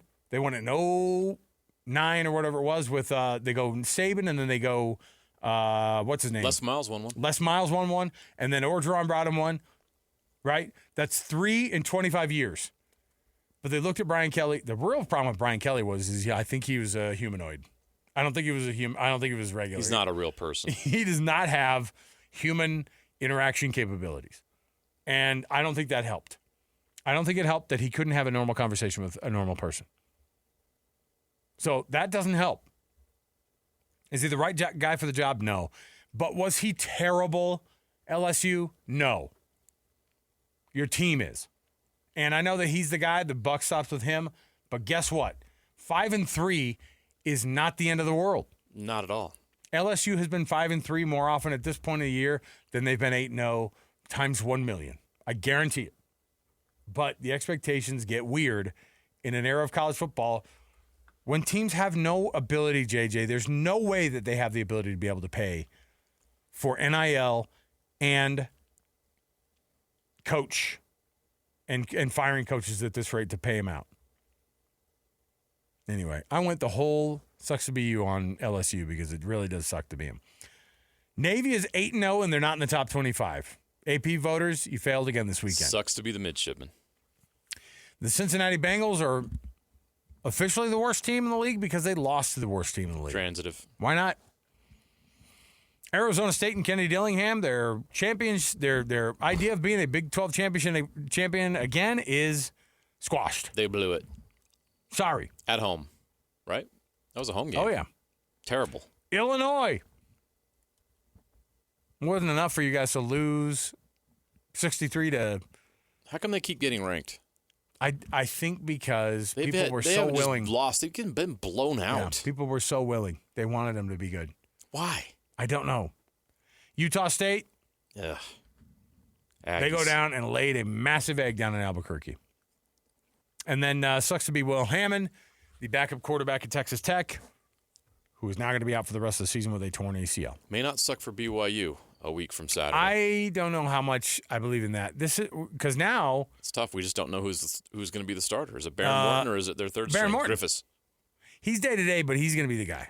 Like, don't mess around. They said on Saturday, what's his name? Joey McGuire said, if he needs to go, he'll go. That was on Saturday. Texas Tech is not the same team now that they were when they beat Utah. They are banged up. Agreed. So, look, Utah, why don't you do a big favor for BYU fans? Go ahead and beat Cincinnati this weekend. And then Baron Morton can still continue to... BYU would be returning the favor by beating Texas Tech. That's what I'm saying. Because the Utes need Tech to have 3 losses in conference play. Yeah, there you go. That's the path. Get the meme of Carl A Weathers BYU-Utah rematch in the Big 12 championship game is probably the only way Utah gets in. Would not suck, by the way. Unless there's a complete and total collapse by BYU, which is not going to happen. You know what, though? There's 4 games left. Then we're all going to Arlington. They need Texas Tech or BYU to get to 3 losses. Hey, if we all go to Arlington, could we go to Hurtado's again? 100%. 1,000%. We're there. Okay. And then it won't Texas be 100 barbecue degrees. with a kick, by the way. It's so good. It was so good. It was 100 degrees, and they had no way to cool that place down. Didn't matter. We sat in 100-degree heat in, 150% humidity and ate ribs and brisket. It was 150% humidity because they had swamp coolers that were not working. It was glorious. They were just pumping. Pretty sure I had a stroke that day. I haven't been the same since, but it sure was good. All right. We're going to take a break. We'll come back. When we return, let's talk Utah football next. 97.5 KSL Sports Zone. Let's go! Complete game coverage of the Cougars is right here on the KSL Sports Zone. It's a much-needed off week for the Cougars as they rest up for the final stretch of the 25 season. Your home for the best coverage of Cougar football is right here on 97.5, the KSL Sports Zone. You're locked on to JJ and Alex on 97.5, the KSL Sports Zone. Welcome back, everybody. 97.5 the KSL Sports Zone. Alex Kirry, Jeremiah Jensen. Thanks for being with us on the program. We appreciate your listenership. Appreciate you listening to the program. However you listen to it, you can download the podcast, stream it online. You can also go and check us out on the KSL Sports YouTube page where we stream this show and all the shows all day long right here from our studios. So there you go. JJ, let's get going on the program. Let's get kicked off here this hour. Let's talk some Utah football. Let's talk about get right game and get this thing back around. And man, did they turn the ship in huge fashion and very quickly. Let's get it going here with the cut, top of the hour. It's time for the biggest story of the day. This is what made the cut with JJ and Alex on 97.5, the KSL Sports Zone. Trajan Wealth brings you this portion of the program. TRAJANwealth.com for all your trusted local needs in retirement.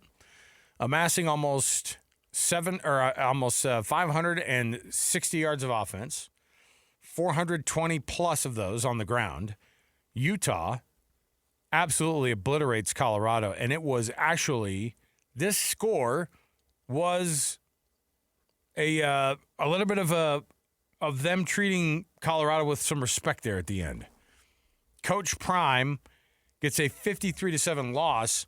I told somebody this yesterday because they were asking about it, and they're like, I mean, that's ridiculous. Colorado's so bad and blah, blah, blah. And I said, they are not very good this year compared to what they used to be or what they were last year. But people forget.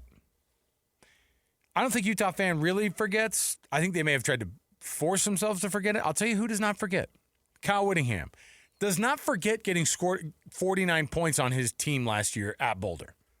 Right? That was the biggest beating they took in conference play That's last a year. guy who never forgets that kind of a moment. It's not like he felt like he was disrespected in that moment.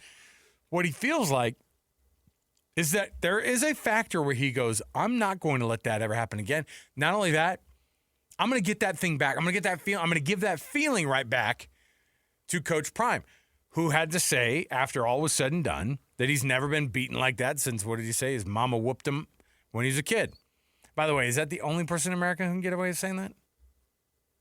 Like if Coach Whittingham had said that with the straight of a face, probably since my mother beat me. Like that sounds very different, right? It does, actually, very much so, yes. But when Coach Prime says it, it's cute, right? It's kind of fun. Hey. But Bird Ficklin, with that 65-yard run at the very beginning, second play of the game, you went, oh, this guy's got something. They've got a game plan, and they're doing it. And by the way, Devin Dampier could not do that against Utah. I mean, could not do that against BYU. Why? Because he's banged up.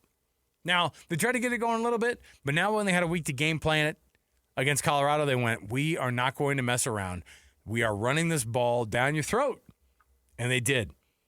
And then on either the next drive or the drive right after that, you had a 58-yard run by Wayshawn Parker. The running game was as good as it's ever been up there on the hill. And they get the win. And they needed to bounce back, JJ. Boy, did they need to bounce back. And they're back in the top 25. I think that if they win that game 28-21, they don't go into the top 25. Right? Probably not. Do they win? If they don't win in that fashion, are they back in the top 25? They're a 6-2 team, which 6-2 teams are in the top 25. However, the way they won that game, I think, convinced people, this is a different Utah team. You beat Coach Prime 53-7, you're going to get attention across the country. I don't care what the current state of Colorado is. Just people follow Coach Prime, and to see that is shocking. Just as much as it's going to draw eyeballs when Colorado has things going, it's also going to draw eyeballs when they have a disaster like that.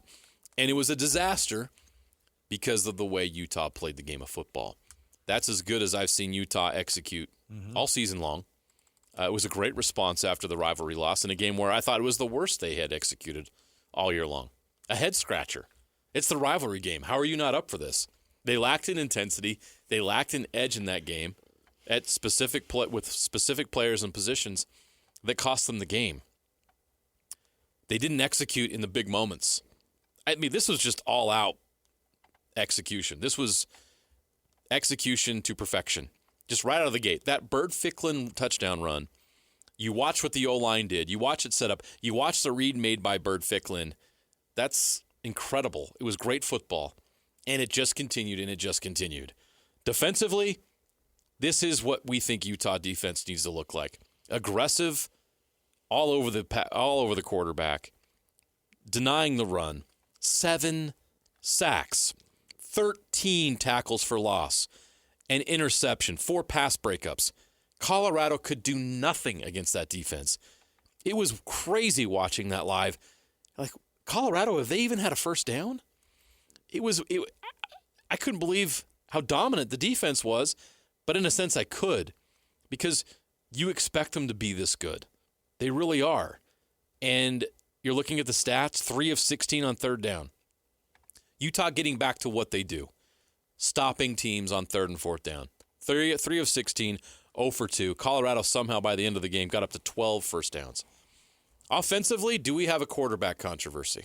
Oh, now that's the thing is I go, even if you don't think that you do, you got to relook at it. I mean, these coaches are going to look at everything and say, and I'm not saying that like, hey, he's a better quarterback than Devin Dampier. What I'm saying is if Devin is 88% on that ankle, don't I'm playing Bird. Don't have him go. There's no point. We talked about it on Friday. I was like, there's no way you're playing Devin Dampier in this game, because if he's not 100%, he can't do what he does that makes him great. Yeah, which is running the football. Now, I don't think that Bird throws the ball particularly well. I think that Devin throws the ball better than Bird Ficklin does currently, and he had to just throw it.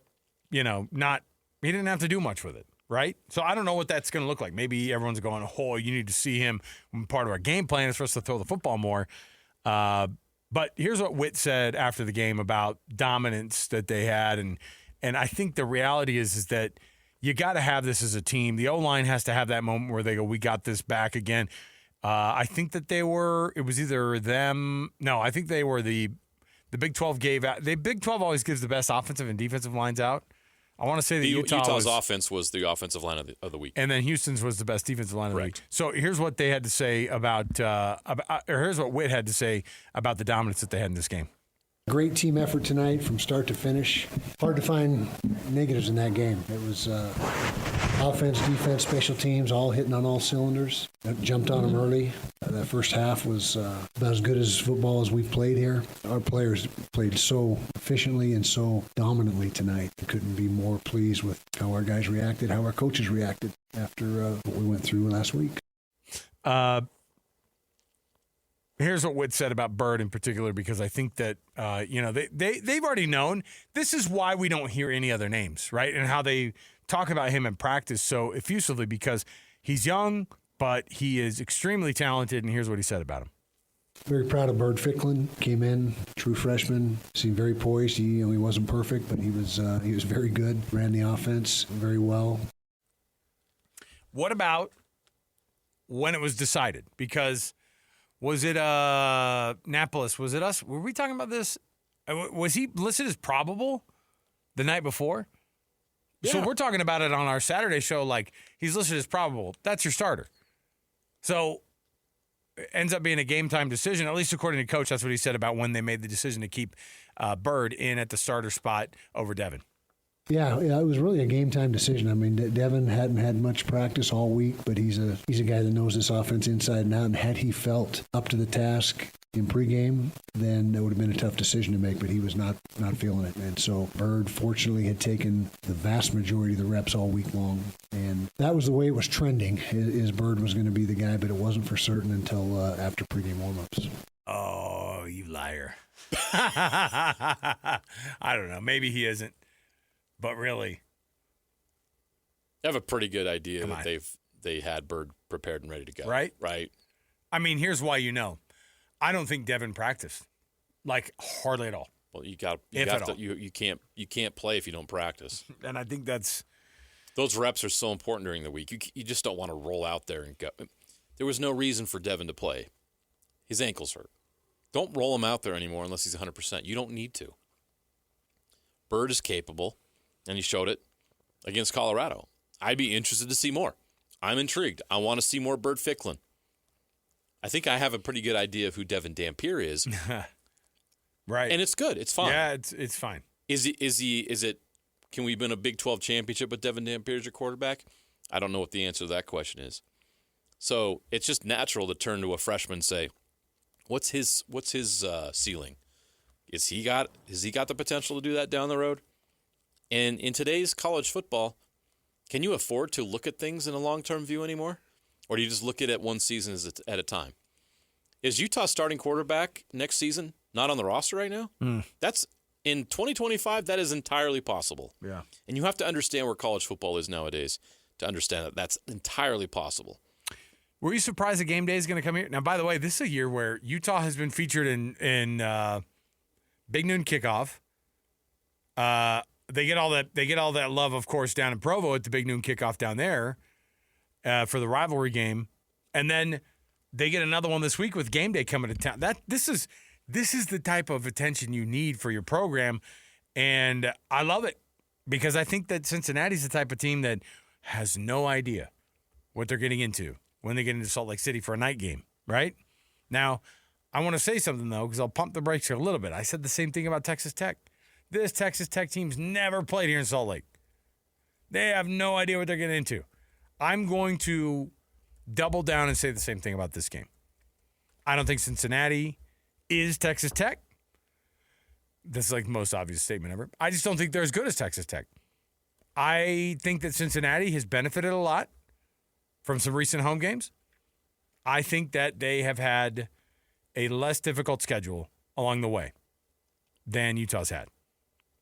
Cincinnati comes to Salt Lake City. Game day is going to be there. This is not lost on Coach Whittingham. He knows how big of a deal it is to get a national show to come in here and to feature them and all the features that come with it, him riding his motorcycle to the office, all that stuff. They want all of it, and they want to soak it all up. And Pat McAfee's going to be there and heaping praise on Coach. They're going to be heaping praise on Cincinnati. But Cincinnati is the program that needs to do the convincing. not Utah. People know who Utah is. Cincinnati's the one that's new to the party. And so they're going to want to come in there and try to make this thing happen. But I think it's awesome to be able to get this free pub, man. It is absolutely great in a year that Utah has had, these big national shows come in. Right now they're 0-2. They host the 2 big noon kickoffs. They've lost both of those games, obviously. Can they get back on track with game day? I wonder what their record. Hey, Annapolis. Utah's record with game day in town. Ooh. 2-9? Well, sorry. So big shows involved. Big noon kickoff or college game day. 2-9. Boo. I'm sorry I brought that stat up. I bet they're pretty good. What are they? 2-9. Ooh. Well, you have to be good enough to get the shows to come here. Yeah. So I guess there's that. I'm shocked at 11 spots, that 11 times they've had either one here. So there you go. But is it going to be Bird Ficklin versus Brendan Sorsby? Or is it going to be Devin Dampier versus Brendan Sorsby? Utah fan. What do they want? That's what I was going to ask you. What do they want, do you think? I think that if it's a healthy Devin, he throws the ball better, right? He's a more experienced guy. Experience matters. It does, but 53-7 also was pretty darn cool. And that dude he's electric. There is an electricity in that guy's step that exceeds Devin Dampier. And that's why I'm looking at it as like if you have 2 quarterbacks that are primarily runners, dual threat, right? Don't you want the guy that has the higher speed and better propensity for bigger plays? Yes. That's where you're not. Is Devin Dampier that much better of a passer over Bird Ficklin right now? Based on the efficiency numbers, yes, he is 100%. So that's what you have to weigh out. What's the difference when it comes to this? I think they would obviously go with Devin Dampier. He's the starter. He's a leader on that team. When healthy, his numbers are really good. When he's not healthy, they are not good. I saw an argument, and we saw this a lot last year. I saw an argument for, well, they're paying Devin, though. Devin Dampier's that paid quarterback. They want him to succeed. That's the guy they're paying money to. They don't want to get him all depressed and I'm not starting anymore and I'm losing that starting job. Does that make an impact on it? Or does Coach Whittingham go, I don't care. We already paid him that, or somebody already paid him that. We need winners right now. We just need the guy who's going to give us the best option. Win football games, and you figure it out later. Like I said, the starting quarterback for Utah in 2026 may not be on this roster right now. And if you're listening, you're like puzzled, like why not? It has nothing to do with the guys currently on the roster. It has to do with the new world in college football. Did you think? Look at BYU, for instance. A year ago, right now, did you think there's any way that this situation with BYU would exist? No. So you have to understand, like, things change in college football very quickly. But for right now, which quarterback would you rather go with? If he's 100% healthy, I understand Devin Dampier. If he's not, even if he's 90%, I'm throwing Bird Ficklin out there because he showed he's very capable and his athleticism is special. And he's a playmaker. And you can live with the drops or the inefficiency in the pass game if you're getting explosives like that. And he is explosive. He was really impressive in his first start. Yeah, he's fun to watch, for sure. So, I mean, imagine if Bird Ficklin, they just went with him the rest of the year, and we have 2 true freshman quarterbacks at Utah and BYU. That shows you just where college football is these days. It's just a new world. All right, let's take another break here. We'll come back. When we return, we've got more to get to. We've got our Jazz Daily around the corner, getting you ready for the Jazz and Suns tonight at Delta Center. Going to be an awesome one to see how this goes. It's, I think now, why not? After a couple games in the books, I think Jazz fans are looking and going, they're excited to see what their team can do. We haven't had a breakout game from Ace Bailey yet, right? I think it's coming. I don't know when, but the guy's... How's he feeling this week? Is the flu gone? Yes, he's certainly capable, so does it happen? So we'll come back. We'll talk about that. We'll get you an updated injury report for tonight's game versus Phoenix at Delta Center, so stay right here with us, 97.5, the KSL Sports Zone. What time is it? Your exclusive home of Utah Jazz basketball is right here on 97.5, the KSL Sports Zone. Bounce pass down low, Zubac. Working to the middle. Kessler comes over and eradicates it. Zubac's on his backside. Jazz are on the run. Leading by 24. Keontae through the purple paint. Rotates to the top. Sends them off for three. Pow!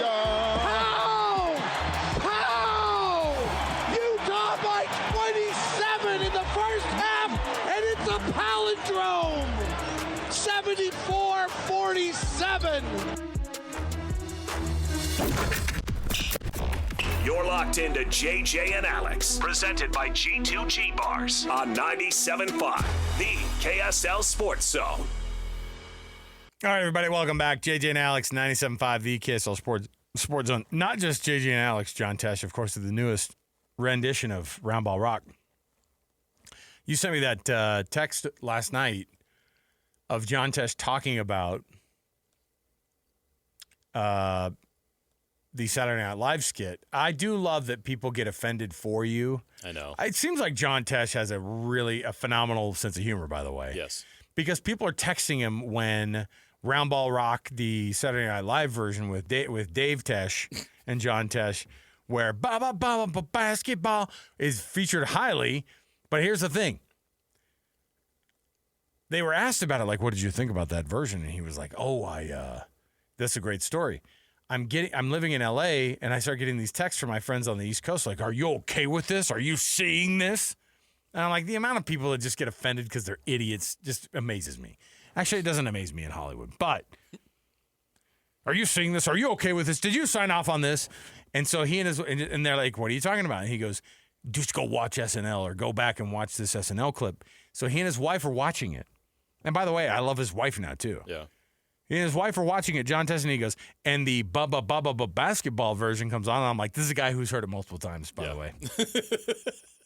And probably loves it, right? Yeah. And he goes, my wife and I are watching it, and the basketball version comes on. And my wife goes, this is the best thing that's ever happened to you. The best thing that's ever happened to you. I like this lady. I like Sister Tesh. She's great. It's not wrong.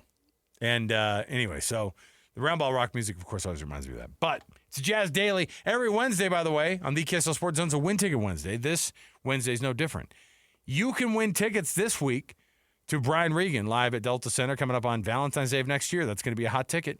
So you can go get him at SeatGeek, or you can listen on the KSL Sports Zone all Wednesday long. Your chance to win the coveted Brian Regan tickets at Delta Center on Valentine's Day of 2026. You know what to do, fellas, because it's on Valentine's Day. Come on. You already get to win this early? You'll forget about it, actually. What lady out there wouldn't enjoy a night That's out what I'm saying. with Brian Regan? Clean comedy. That's the what cleanest. That's what you say. You go, look, I got you some clean comedy because I know you don't like the cuss words from the reels that I sent you all day.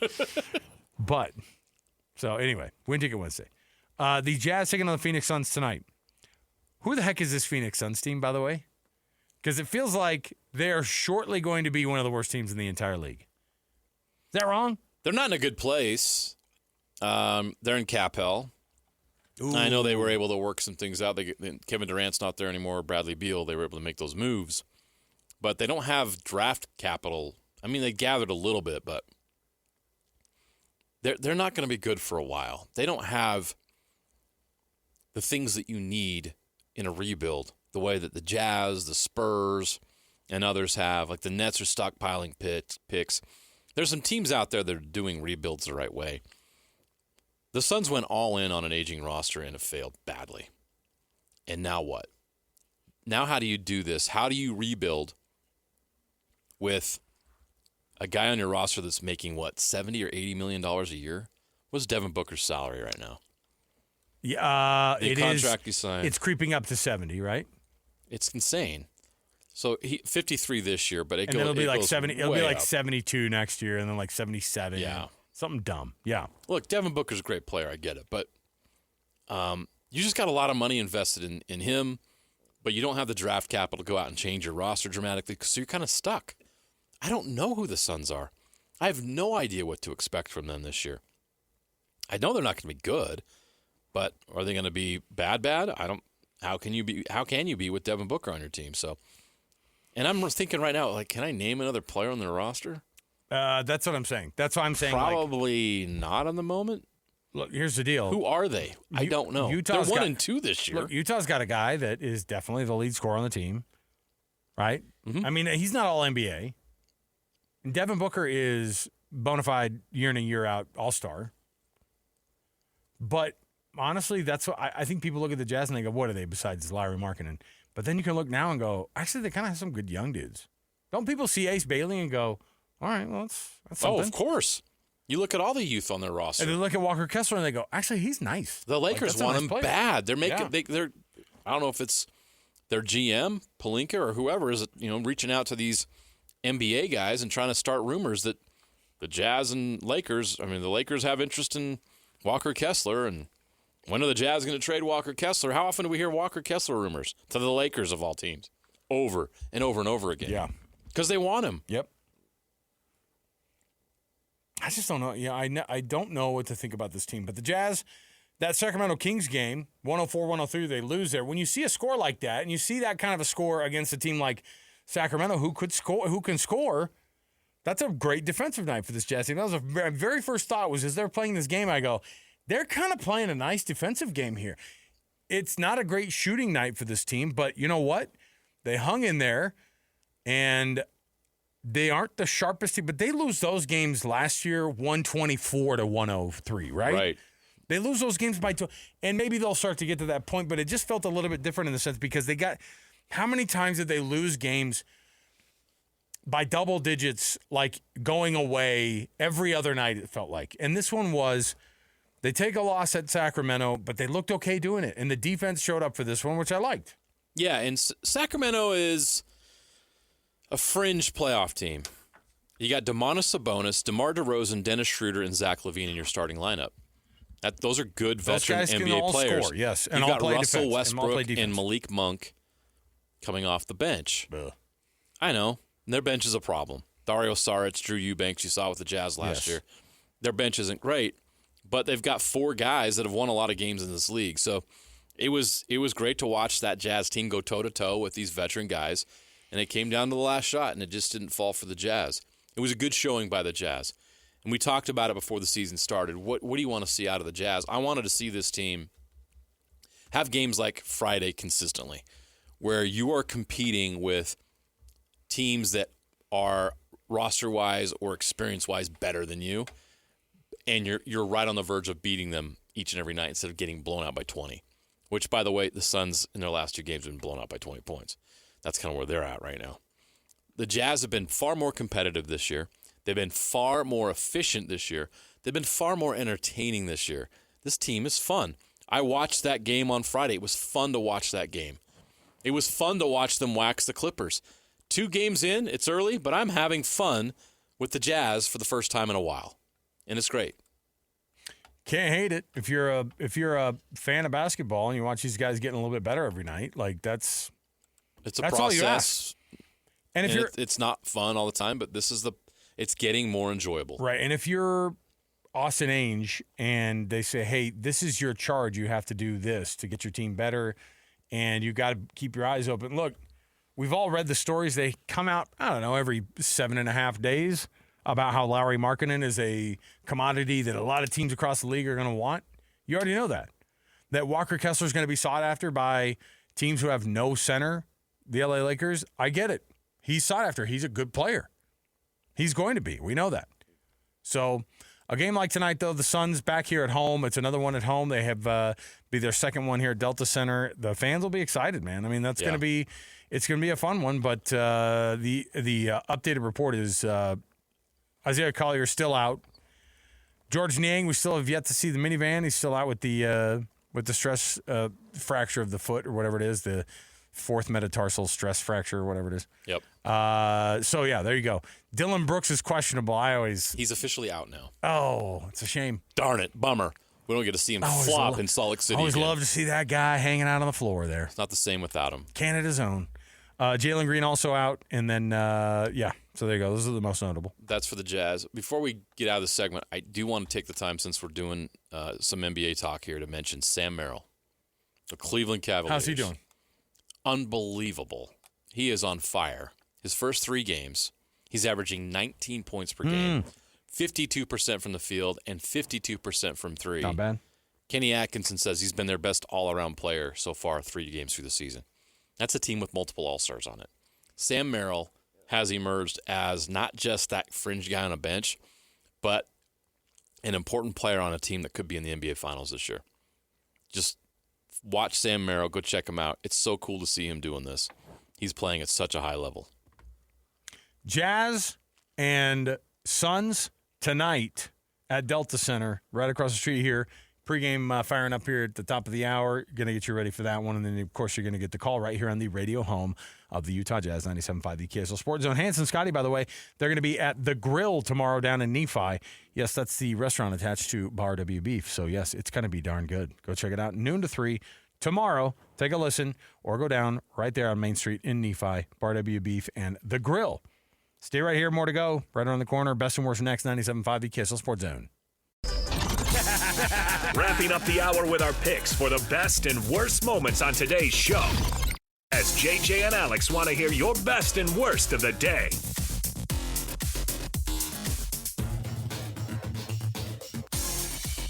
All right, everybody, welcome back. JJ and Alex, 97.5 the KSL Sports Zone. Thanks for being with us. Best and worst today. Of course, brought to you by the good folks of the Doug Smith family of dealerships in American Fork, Spanish Fork, and in Linden. Chevy, Jeep, Dodge, Ram, Subaru, Kia, and now Mitsubishi in the family of Doug Smith vehicles. And, of course, nobody knows cars like Doug. Best and worst. Might just have time for best. I was like, of course this happened. I sent you the story because I thought this feels like it would be a Saturday Night Live skit that they could write with these characters, because these are characters. After Cam Scadaboo, of course, his ankle gets turned sideways and broken severely. Dislocated, broken, all those things, okay?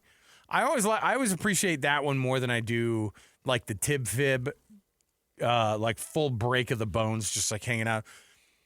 At least the dislocation of the ankle, you think to yourself, okay, yeah, it did break the ankle and all that, but the bones aren't sticking out of the sock. You know what I mean? No, but his foot was facing the wrong direction. It's unnatural. Okay, thanks for the visual, Alex Napolis, our producer. He gave me it's got small hands. He gave me it was facing this way when it's supposed to be facing this way. All right? This is what I feel like the conversation probably went like with Dom, who's the Eagle security guard who showed up at the hospital bearing gifts, providing pizza and cheesesteaks. Hey, I saw your ankle was pointing like a weird way or whatever. It's supposed to go this way and not that way. Get well dude. soon. Here's some pizza and steaks, bro. Don't you? I just imagine that guy swung by Geno's on the way over. Because they were at the link, right? You know, no, Dom has Dom has somebody who's like, I don't do any of this Pats Geno's. No, I got a real guy. We're going to put this cheese whiz on there, and we're going to get you a real slice. I had him put some gabagool on there just in case. Gabagool. So Dom how does Dom keep poking it? This is how. How does he keep getting in the news? This is how. He's not. Does he coach? No. Why do I know who this guy is? Because he does stuff like this. I hate that I know who this guy is. I love how He's a security guard. Sirianni's like, hey, could you pick me up? Sorry, I'm on my way to the hospital. I got the cheesesteak and a pizza. I got some Geno's left over if you want a piece. And then, of course, the best also is that it was finalized. Bird Ficklen gets himself not just Freshman of the Week honors, but also co-offensive Player of the Week awards. See if you can do that, Bear. Wait, has Bear done that? Has he gotten the co-offensive yet? Ooh, that's a good question. See, has he done both? Has he swept both the Player of the Week and Freshman? There you go. See, yeah. No, the that's rivalry. A good tweet. Well, at least BYU and Utah fans can argue about that instead of like fan attendance or something stupid like that. Oh my gosh! Now they have something real to argue and debate. Our producer Alex Napolis throwing out the 2 and 9 figure. That really got that stoked the fires. That's the kind of thing that was shared over Twitter, I bet, this weekend.